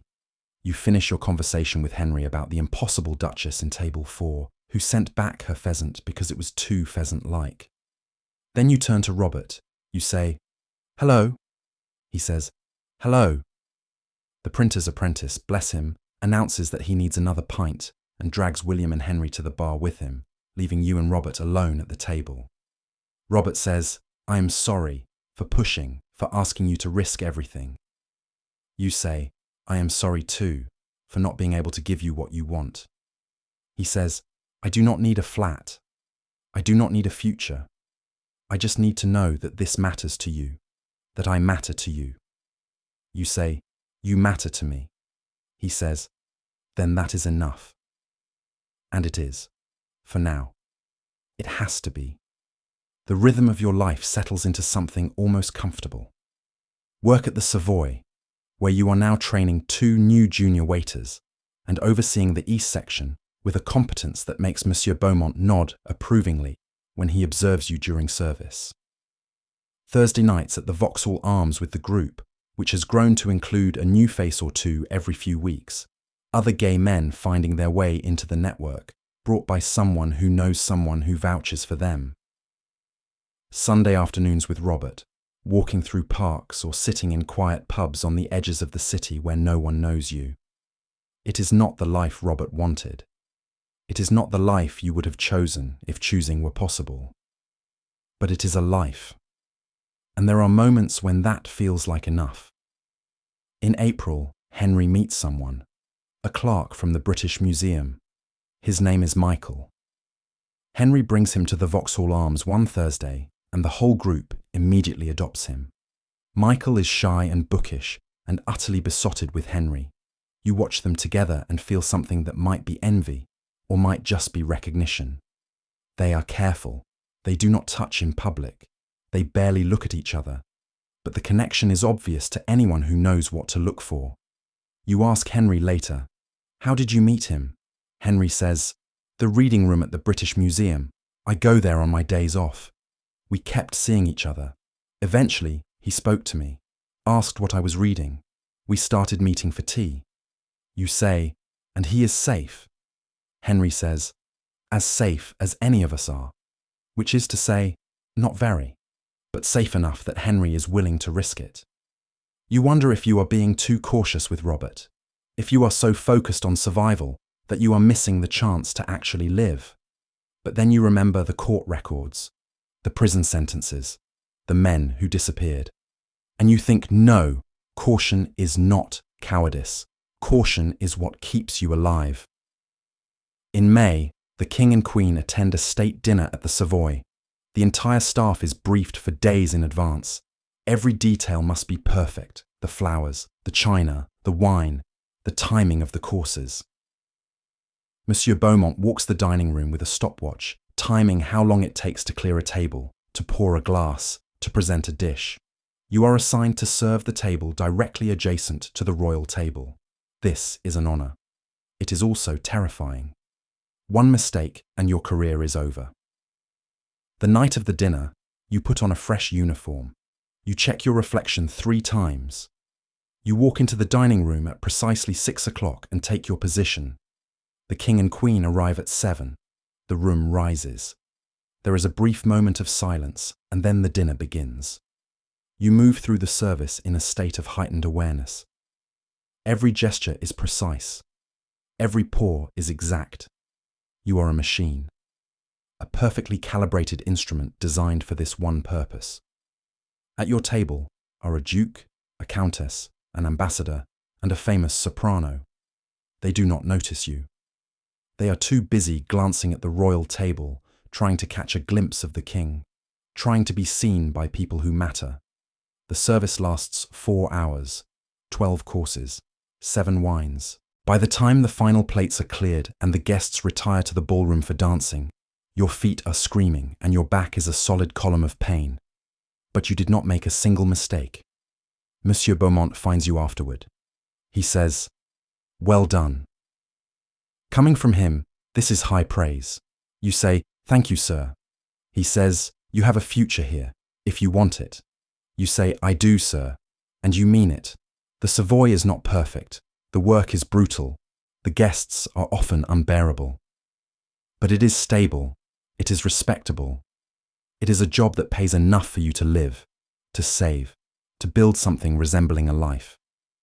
That night, you meet Robert at a pub in Waterloo. He can see the exhaustion on your face. He buys you a pint and lets you sit in silence for 10 minutes before asking how it went. You tell him about the dinner, about the king and queen, about Monsieur Beaumont's rare compliment, about the feeling of moving through the service like a dancer, every step choreographed, every movement essential. Robert listens. Then he says, "You are good at what you do." You say, "It is all I know how to do." He says, "That is not true, but it is what you choose to do, and you are brilliant at it." You look at him, this man who wants more than you can give him, this man who keeps showing up anyway. You say, "Why do you stay with me?" He says, "Because I love you." It is the first time either of you has said the word. It hangs in the air between you, dangerous and true. You say, "I love you too." He reaches across the table. His hand covers yours for just a moment. Then he pulls back. Too risky, even here. But the gesture was enough. You finish your pints. You walk out into the May night. The air smells of rain and coal smoke and the river. You walk together toward Bethnal Green. You do not hold hands. You do not touch. But you are together. And for tonight, that is everything. Summer arrives and the Savoy empties slightly. The aristocrats retreat to their country estates. The Americans thin out. The dining room is still busy, but the frenzy of the season eases. You have more time to breathe, more time to think, more time to spend with Robert. You begin taking longer walks together, not just Richmond Park on Sundays, but weekday evenings after your shifts end. You walk along the embankment, watching the river slide past in the darkness. You walk through Bloomsbury, past the townhouse where the German Baron's salon used to meet, now occupied by strangers who will never know what happened in those rooms. You walk through Soho, past the York Minster and the other pubs where men like you gather in the margins of respectability. Sometimes you talk. Sometimes you walk in silence. Both feel equally intimate. One evening in June, Robert takes you to a music hall in Shoreditch. You sit in the back row and watch comedians and singers and a troupe of acrobats who nearly kill themselves trying to form a human pyramid. The audience roars with laughter. You and Robert sit shoulder to shoulder in the darkness, not touching, but close enough to feel the warmth of each other's bodies. During the interval, Robert buys 2 bottles of ginger beer from a vendor. You stand outside in the alley behind the music hall, drinking in the warm night air. A group of women in bright dresses smoke cigarettes and gossip about the tenor who forgot his lines. 2 men in shirt sleeves argue about a horse race. No one pays attention to you. Robert says, "I have been thinking about what you said, about survival." You say, "And?" He says, "You are right. Survival is not nothing. Survival is everything. I was asking too much." You say, "You were asking for a life. That is not too much." He says, "It is if having it means losing you." You set down your ginger beer. You look at him. You say, "I want to give you more. I just do not know how." He says, "Then we make do with what we have. These walks, these evenings, Thursday nights at the pub, Sunday afternoons. It is more than some people get." You think about Edwin Morris, who went to prison for letters, about the 2 waiters from the Ritz, dismissed for sitting too close, about all the men who loved each other for an hour, or a week, or a year before the world pulled them apart. Robert is right. What you have is more than some people get. It is also less than you deserve. But the world does not care about deserving. The bell rings for the second half. You go back inside. You watch the rest of the show. And when it ends and the crowd spills out into the street, you and Robert walk home separately, 30 paces apart, just 2 men heading in the same direction. Invisible to everyone except each other. In July, William Fletcher tells you he and Arthur are moving in together. They have found a flat in Elephant and Castle, 2 rooms above a greengrocer's. They will tell the landlord they are brothers. They have even practiced the story, grew up in Essex, parents dead, came to London for work. All they have is each other. You say, "Are you sure this is wise?" William says, "No, but I'm doing it anyway." You want to warn him. You want to list all the ways this could go wrong. The landlord could discover the truth. The neighbours could gossip. The police could raid the flat on a tip from someone who saw too much. But you look at William's face, 20 years old, in love, determined, and you realise he has already weighed the risks. He is choosing this with his eyes open. You say, "Then I am happy for you." He says, "Will you help us move?" You say, "Of course." The following Sunday, you and Henry and Robert and 2 others from the Thursday group help William and Arthur carry their belongings to the new flat. It is not much. A bed, 2 chairs, a small table, some books, a few kitchen things. Everything they own fits into 3 trips. The flat is shabby but clean. The walls are thin. You can hear the greengrocer and his wife arguing downstairs. But it has a window that looks out onto the street, and the rent is cheap, and it is theirs. Arthur makes tea. The 7 of you crowd into the small front room, perching on the bed and the chairs and the floor. William is beaming. Arthur looks terrified and happy in equal measure. Someone makes a toast to new beginnings. You all drink your tea and pretend this is normal. 2 brothers setting up house. Nothing unusual. Nothing illegal. You leave before it gets dark.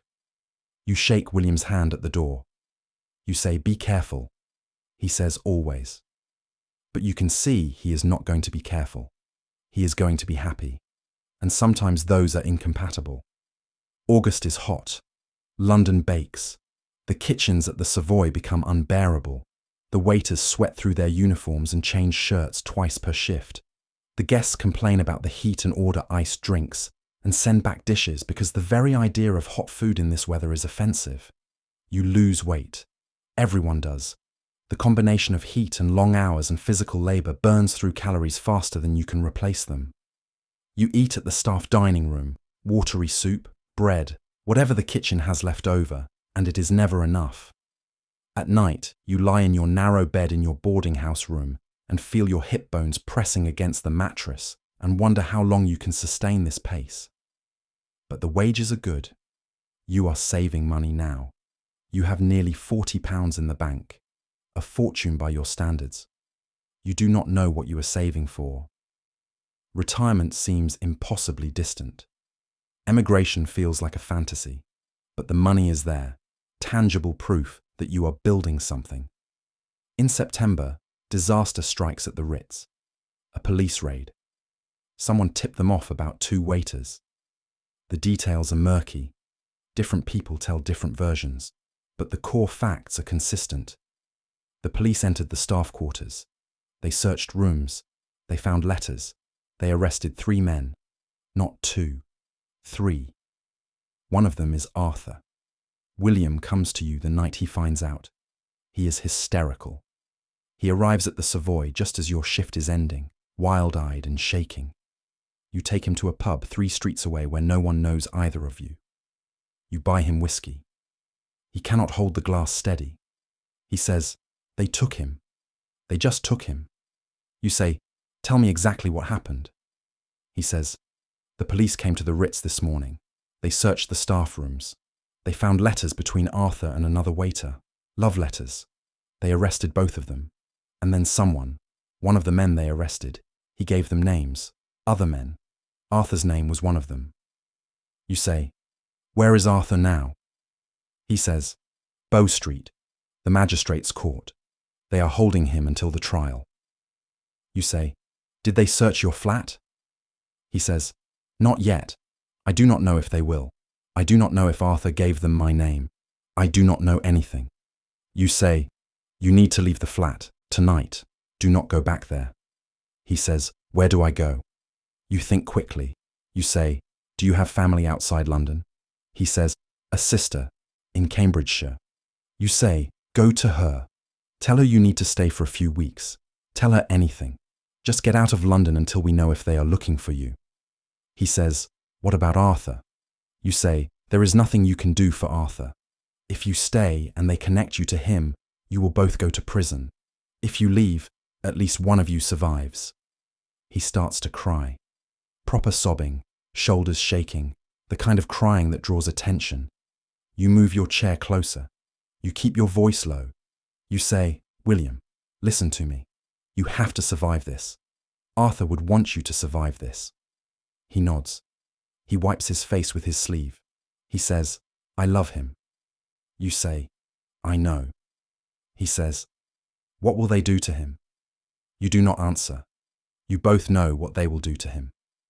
2 years hard labour, minimum. Possibly more if the judge is feeling vindictive. The trial will be in the newspapers. His name will be published. His family will disown him. When he is released, if he survives, he will be unemployable. His life is over. You walk William to the train station. You buy him a ticket to Cambridge with money from your own pocket. You wait with him on the platform until the train arrives. You say, "Do not come back until I send word that it is safe." He says, "How will you know if it is safe?" You say, "I will ask around. Carefully. I will find out if they have your name." He says, "Thank you." The train pulls away. You watch until it disappears into the night. Then you walk back through the dark streets to your boarding house, your mind racing. The historian Harry Cox documented the police tactics used during these raids. The pattern was always the same. Arrest the obvious targets first. Search their rooms. Find letters, diaries, anything that named other men. Use those names to make more arrests. Each arrested man was pressured to inform on others in exchange for leniency. Most refused, some did not. The network would unravel, one name at a time, until the police decided they had enough convictions to satisfy the public demand for moral purity. Arthur had your name. You are certain of it. William mentioned you in letters to Arthur. Probably not by full name. William was careful enough to use first names only, but enough that if the police questioned Arthur and he broke under pressure, they could find you. You do not sleep that night. You lie in bed, running through scenarios. If the police come to the Savoy, Monsieur Beaumont will dismiss you immediately. No trial needed. The mere accusation is enough. You will lose your job, your savings, your room. You will have to leave London, assuming you are not arrested first. If Arthur kept William's letters, and he probably did because people in love keep letters, those letters mention the Thursday group at the Vauxhall Arms. They mention names, not everyone. But enough. You need to warn them. The next morning, before your shift at the Savoy, you go to Henry's lodgings. He is not awake yet. You pound on the door until he answers, bleary and confused. You tell him everything, the raid, the arrests, Arthur, William fleeing to Cambridge, the risk to everyone connected. Henry goes pale. He says, "Michael." You say, "Does Michael know any of the others? Has he ever been to the Thursday group?" Henry says, 3 times. Arthur was there once when Michael was there. They spoke. You say, "Then Michael is at risk too." You need to warn him. Tell him to be careful. Tell him not to go anywhere the police might look for him. Henry says, "What about you?" You say, "I am going to work. If they come for me, they come for me.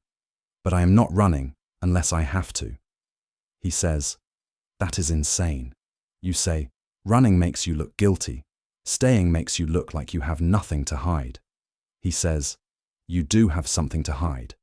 You say, "They have to prove it first." You go to the Savoy. You put on your uniform. You walk into the dining room and begin setting up for luncheon service. Your hands are steady. Your face is calm. Inside, you are screaming. The day passes. No police, no Monsieur Beaumont summoning you to his office. No whispers among the staff. Either the police have not connected you to Arthur yet, or they are waiting. Building a case. Watching. You serve luncheon. You serve tea. You serve dinner. You smile at guests and pour wine and clear plates and pretend your world is not collapsing. After your shift, you go to the Vauxhall Arms. It is not Thursday, but you need to see who else knows. The pub is crowded. You scan the room. The printer's apprentice is there. So is one of the shop clerks. You catch their eyes. You tilt your head toward the door. They follow you outside. You tell them about the raid, about Arthur, about the risk. The printer's apprentice says, "Do we stop meeting?" You say, "I do not know, maybe for a while, until we know if the police are still looking." The shop clerk says, "Where do we go? What do we do?" You say, "You keep your heads down.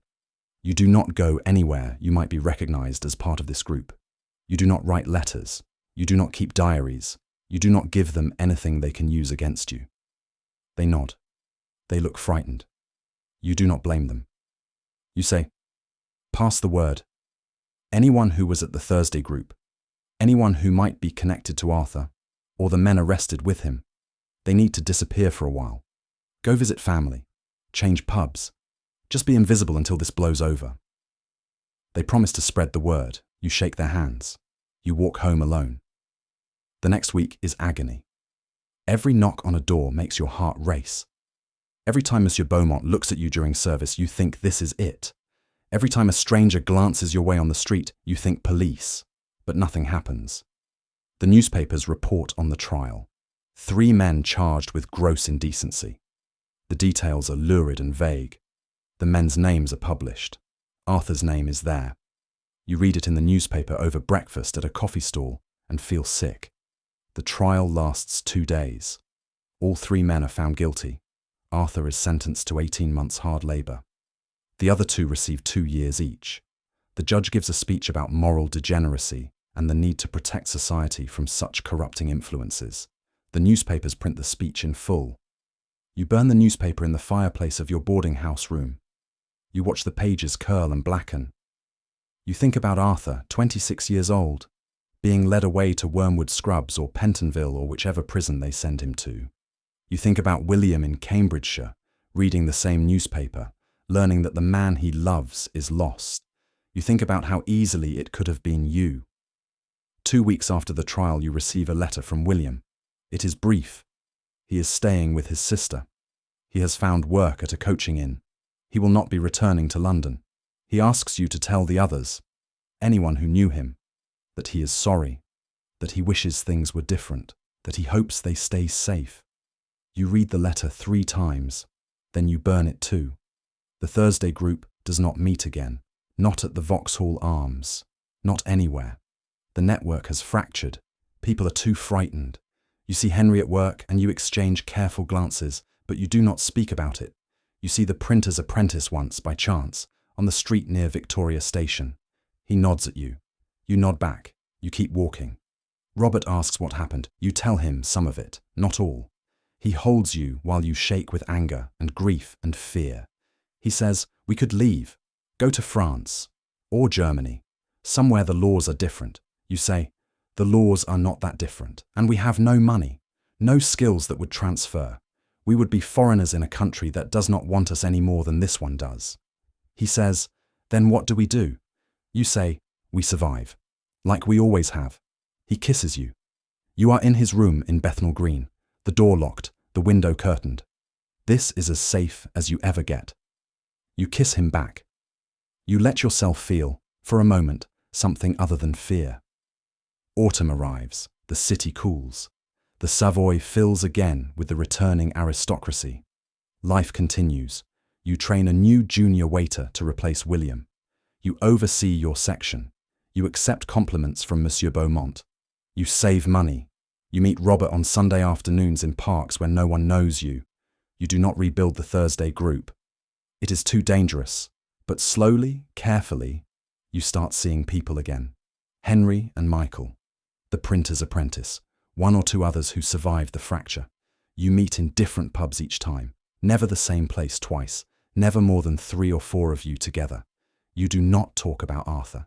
You do not talk about the raid. You talk about work and weather and the price of rent and anything else that feels normal. It is not the same.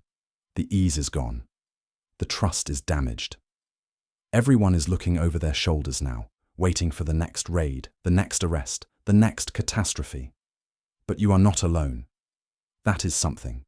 In November, you receive word that Arthur has been released early. Not pardoned, not forgiven, but released after 12 months instead of 18 for good behaviour. Someone from the old network, you do not know who, saw him in Whitechapel, working at a dockside warehouse, loading crates for pennies a day. You think about going to see him. You think about telling William. You do neither. Arthur's life now is survival at its most basic. He does not need reminders of what he lost. And William has built a new life in Cambridgeshire. Bringing Arthur back into it would only endanger them both, so you do nothing. You carry the knowledge of Arthur's survival like a small stone in your pocket, heavy but bearable. Christmas comes. The Savoy is decorated with garlands and candles and an enormous tree in the lobby. The guests arrive in furs and jewels. You serve them goose and champagne and plum pudding. You smile. You are invisible and essential. On Christmas evening, after the service ends, you meet Robert at a church in Southwark. Not for the service, neither of you is religious, but the church is warm and quiet and open to anyone. You sit in the back pew and listen to the choir sing carols. The music is beautiful, ancient. It fills the stone space and makes you feel for a moment like you are part of something larger than yourself. Robert's hand finds yours in the darkness. You do not pull away. The church is too dim for anyone to see. You sit like that, hands clasped, listening to the choir sing about peace and goodwill and the hope of redemption. When the service ends, you walk out into the cold night. The streets are quiet. Most of London is home with family. You and Robert walk along the river. The water is black and smooth. The lights from the bridges reflect in golden streaks. Robert says, "Do you ever think about what it would be like if the world were different?" You say, "Every day." He says, "What would you want if you could have anything?" You think about this.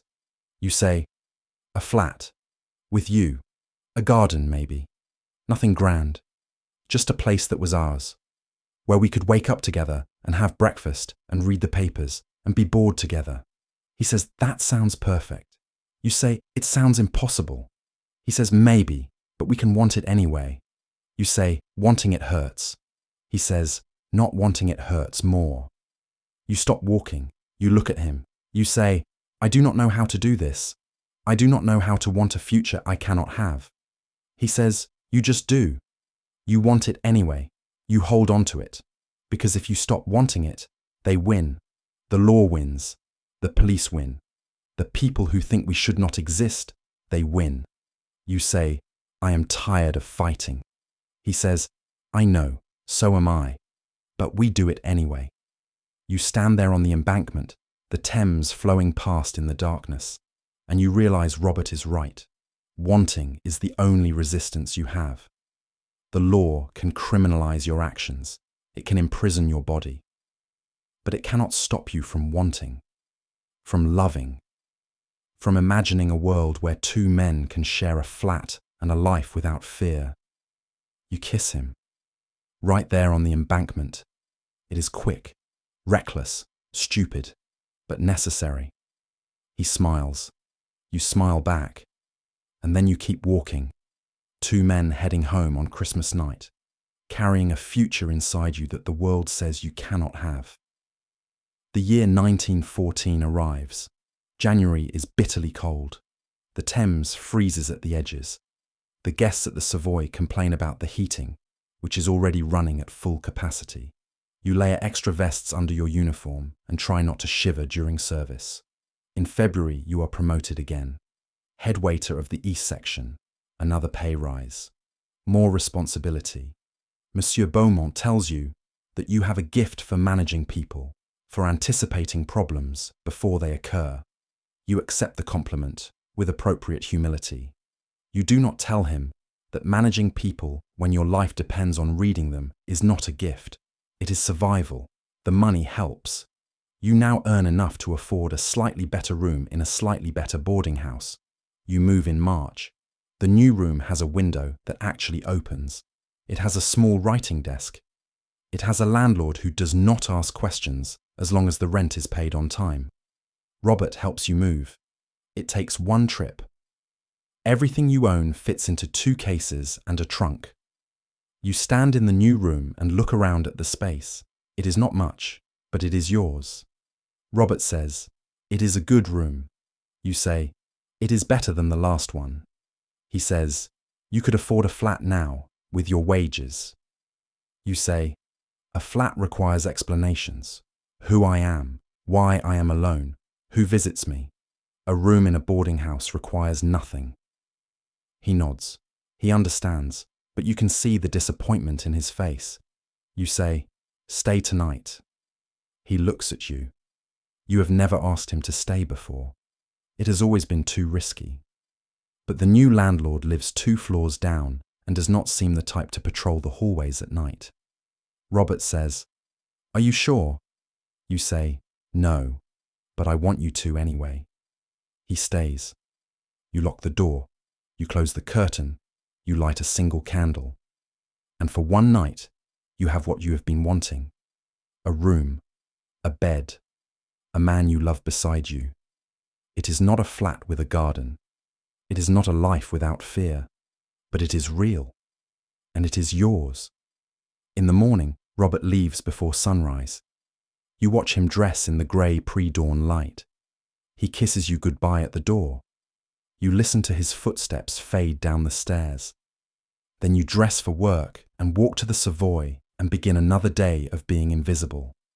Spring comes. The newspapers are full of alarming news. Tensions in Europe, military build-ups, diplomatic crises. The guests at the Savoy talk about it over dinner, debating whether there will be a war, and if so, how long it will last. The consensus among the wealthy is that if war comes, it will be brief, a matter of weeks. The modern world is too interconnected, too civilized for prolonged conflict. You listen to these conversations while pouring wine and think about how little the wealthy understand about the world. In June, an archduke is assassinated in Sarajevo. You read about it in the newspaper. It seems distant, irrelevant. A tragedy in a faraway place that has nothing to do with London or the Savoy or your life. You are wrong. By August, Europe is at war. Britain declares war on Germany on the 4th of August. The guests at the Savoy react with a mixture of excitement and patriotic fervour. Young men begin enlisting. The newspapers print recruitment posters. Your country needs you. Everyone seems certain it will be over by Christmas. The atmosphere at the Savoy changes. Many of the foreign guests leave London. The German and Austrian guests disappear entirely, some of them likely interned. The dining room is less full. The mood is strange, tense and festive at the same time. People drink more, tip less. The conversations are all about the war. Monsieur Beaumont calls a staff meeting. He announces that several of the waiters have enlisted. The hotel supports their decision. Their positions will be held for them until they return. In the meantime, the remaining staff will need to work harder to cover the gaps. You do not enlist. Neither does Henry. Neither do most of the waiters over 25. The young ones go. The ones who believe in glory and duty and king and country. You watch them leave and wonder how many will come back. William Fletcher writes to you from Cambridgeshire. He has enlisted. He leaves for training in September. He sounds excited in the letter. Hopeful. He says he is glad to be doing something that matters. He does not mention Arthur. You wonder if he has forgiven himself yet for surviving when Arthur did not. Robert wants to enlist. You fight about it. He says it is his duty.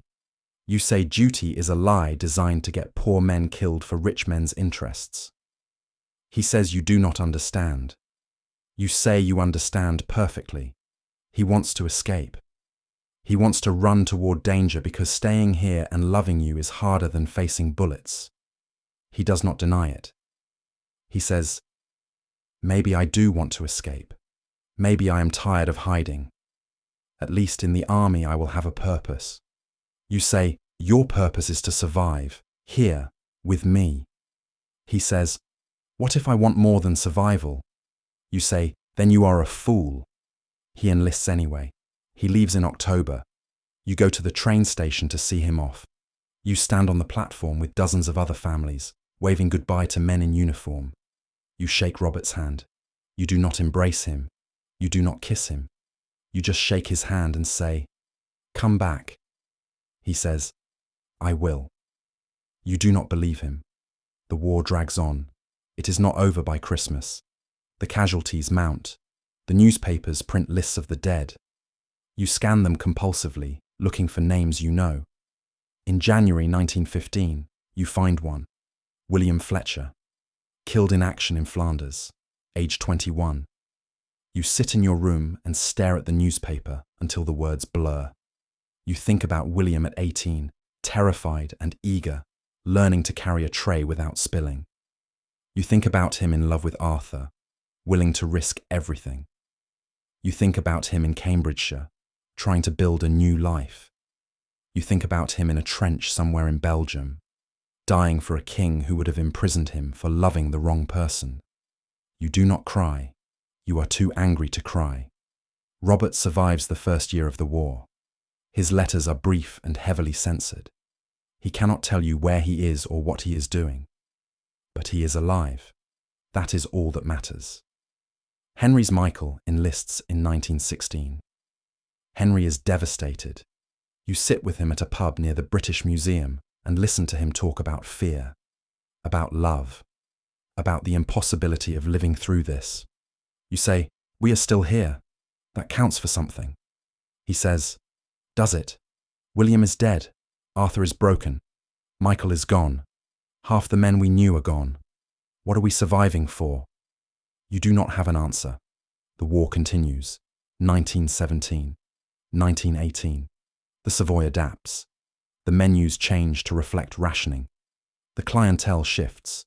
Fewer aristocrats, more military officers, more profiteers making fortunes from the war. You serve them all with the same impassive courtesy. You do your job. You survive. Robert comes home in November 1918.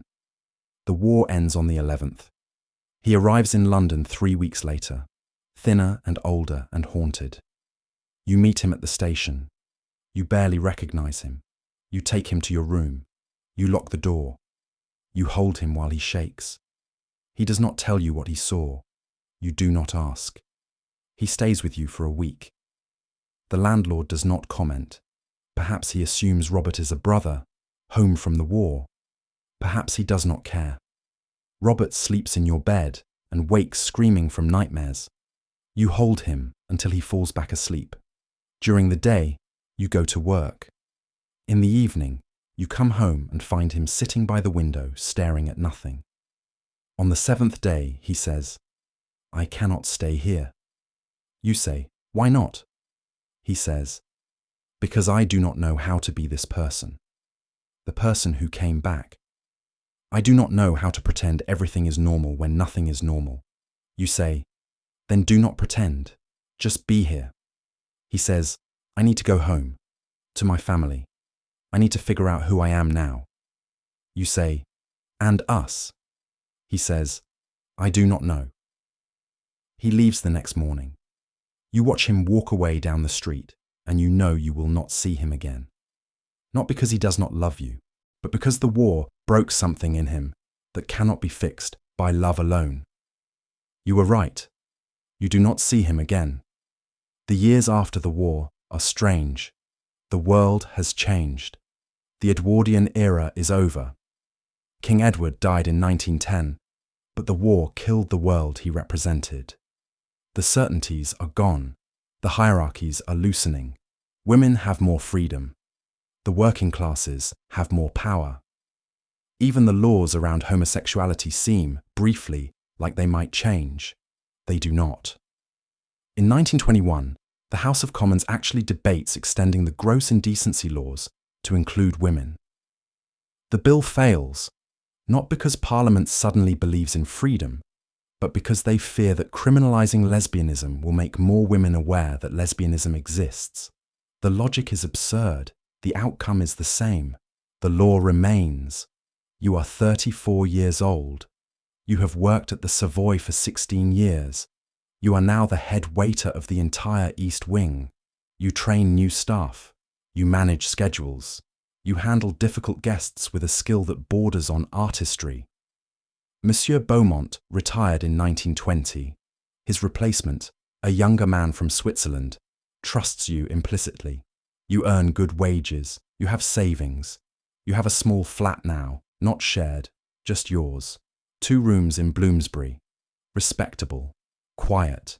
You have furniture, books, a life that looks, from the outside, perfectly ordinary. You are alone. Henry is still at the Savoy. Michael came back from the war. They live together in Islington, still calling themselves cousins. You see them occasionally. They seem happy, or at least content. You are glad for them. Peter and William the bookbinder are still together. 20 years now. You visit them sometimes. Their flat is full of books and warmth and the deep comfort of 2 people who have built a life together against all odds. You envy them. You do not begrudge them. You just envy them. The Thursday group never reformed. Some of the men are dead. Some moved away. Some simply disappeared into lives where being gay was something they used to be, before the war, before everything changed. You do not blame them. You understand. In 1925, you meet someone new. His name is James. He is 26. He works as a librarian. You meet him at a bookshop in Charing Cross. He smiles at you over a stack of novels. You smile back. You talk for an hour about books and London and nothing in particular. He asks if you would like to have dinner. You say yes. It is not love, not like Robert, but it is companionship. It is warmth. It is someone to talk to in the evenings and walk with on weekends and share a life with, carefully and quietly, in the margins. You do not live together. You have learned that much. But you see each other regularly. And it is enough. The years pass. The 1920s bleed into the 1930s. The world changes again. The bright optimism of the post-war years fades. Economic depression. The rise of fascism in Europe. The sense that everything is sliding toward another catastrophe. But you are still here, still working, still surviving, still building a life in the narrow spaces the world allows you. You retire from the Savoy in 1936. You are 49 years old. Your knees are bad. Your back aches constantly. You have spent 31 years carrying trays and pouring wine and being invisible to people who never once saw you as human. On your last day, the staff throws you a small party in the staff dining room. There are speeches, a gift, a gold pocket watch, engraved with your name and years of service. You are moved. You do not know what to say. You thank them. You shake hands. You leave the Savoy for the last time and walk out into the London afternoon. James is waiting for you outside. He takes your arm. You walk together along the embankment, the same walk you took with Robert all those years ago. The river is still there. The city is still there. You are still there. James says, "What will you do now?" You say, "I have no idea." He says, "We could travel. You have savings. We could see Paris or Vienna." You say, "Maybe." He says, "Or we could just stay here, enjoy being ordinary." You laugh. You say, "I have never been ordinary a day in my life." He says, "Then we will be extraordinarily ordinary together." You walk home through the city you have lived in for 36 years. The city that has tried to destroy you at every turn. The city where you fell in love and lost love and survived anyway. The city where thousands of men like you have lived in the shadows, building lives out of stolen moments and coded glances and sheer stubborn refusal to disappear. You think about Edwin Morris, destroyed by letters, about William Fletcher, dead in Flanders, about Arthur, broken by prison, about the German Baron, exiled, about Robert, lost to war and trauma, about all the men whose names you never knew, whose stories ended in court records and prison cells and unmarked graves. And you think about Peter and William the bookbinder, still together after all these years, about Henry and Michael, about the Thursday group that existed for a few bright months before fear scattered it, about the moments of joy and connection and love that happened anyway. Despite everything, you survived. That is not nothing. That is everything. The laws did not change in your lifetime. The world did not become safe. But you lived anyway. You loved anyway. You built a life anyway. And that, in the end, is the only victory that matters. Tonight, when you slip into your clean bed in your warm flat with the man who loves you sleeping in the next room, spare a thought for the waiters who came before you, the men in white gloves who moved through the grand hotels of Edwardian London like ghosts, invisible to everyone except each other, the men who loved in secret and lived in fear and survived by sheer force of will. They had no word for what they were. The language had not been invented yet, but they had each other. They had stolen kisses in wine cellars and coded letters and Thursday nights at shabby pubs where they could finally breathe. They had moments of joy in a world designed to crush them. And they had hope. Not hope that the world would change. They were not naive. But hope that they could survive it anyway. That they could carve out lives worth living in the margins. That they could love each other even when love was a crime. So tonight, we remember them. The waiters and clerks and telegram boys and printers and all the nameless men who passed through those grand dining rooms, serving champagne to people who would have destroyed them without a second thought. We say their names when we can. We honor their silence when we cannot. They lived. They loved. They survived. And that is all sleep needs to be. A quiet act of refusing to let someone be forgotten. If this story stayed with you, the like button helps the channel reach others who would love it too. May your dreams be free of police raids and prison cells and laws designed to erase you. May you wake in a world that sees you. And may you remember always that survival is not the absence of struggle. It is the presence of stubborn, unreasonable, magnificent hope. Good night and sleep well.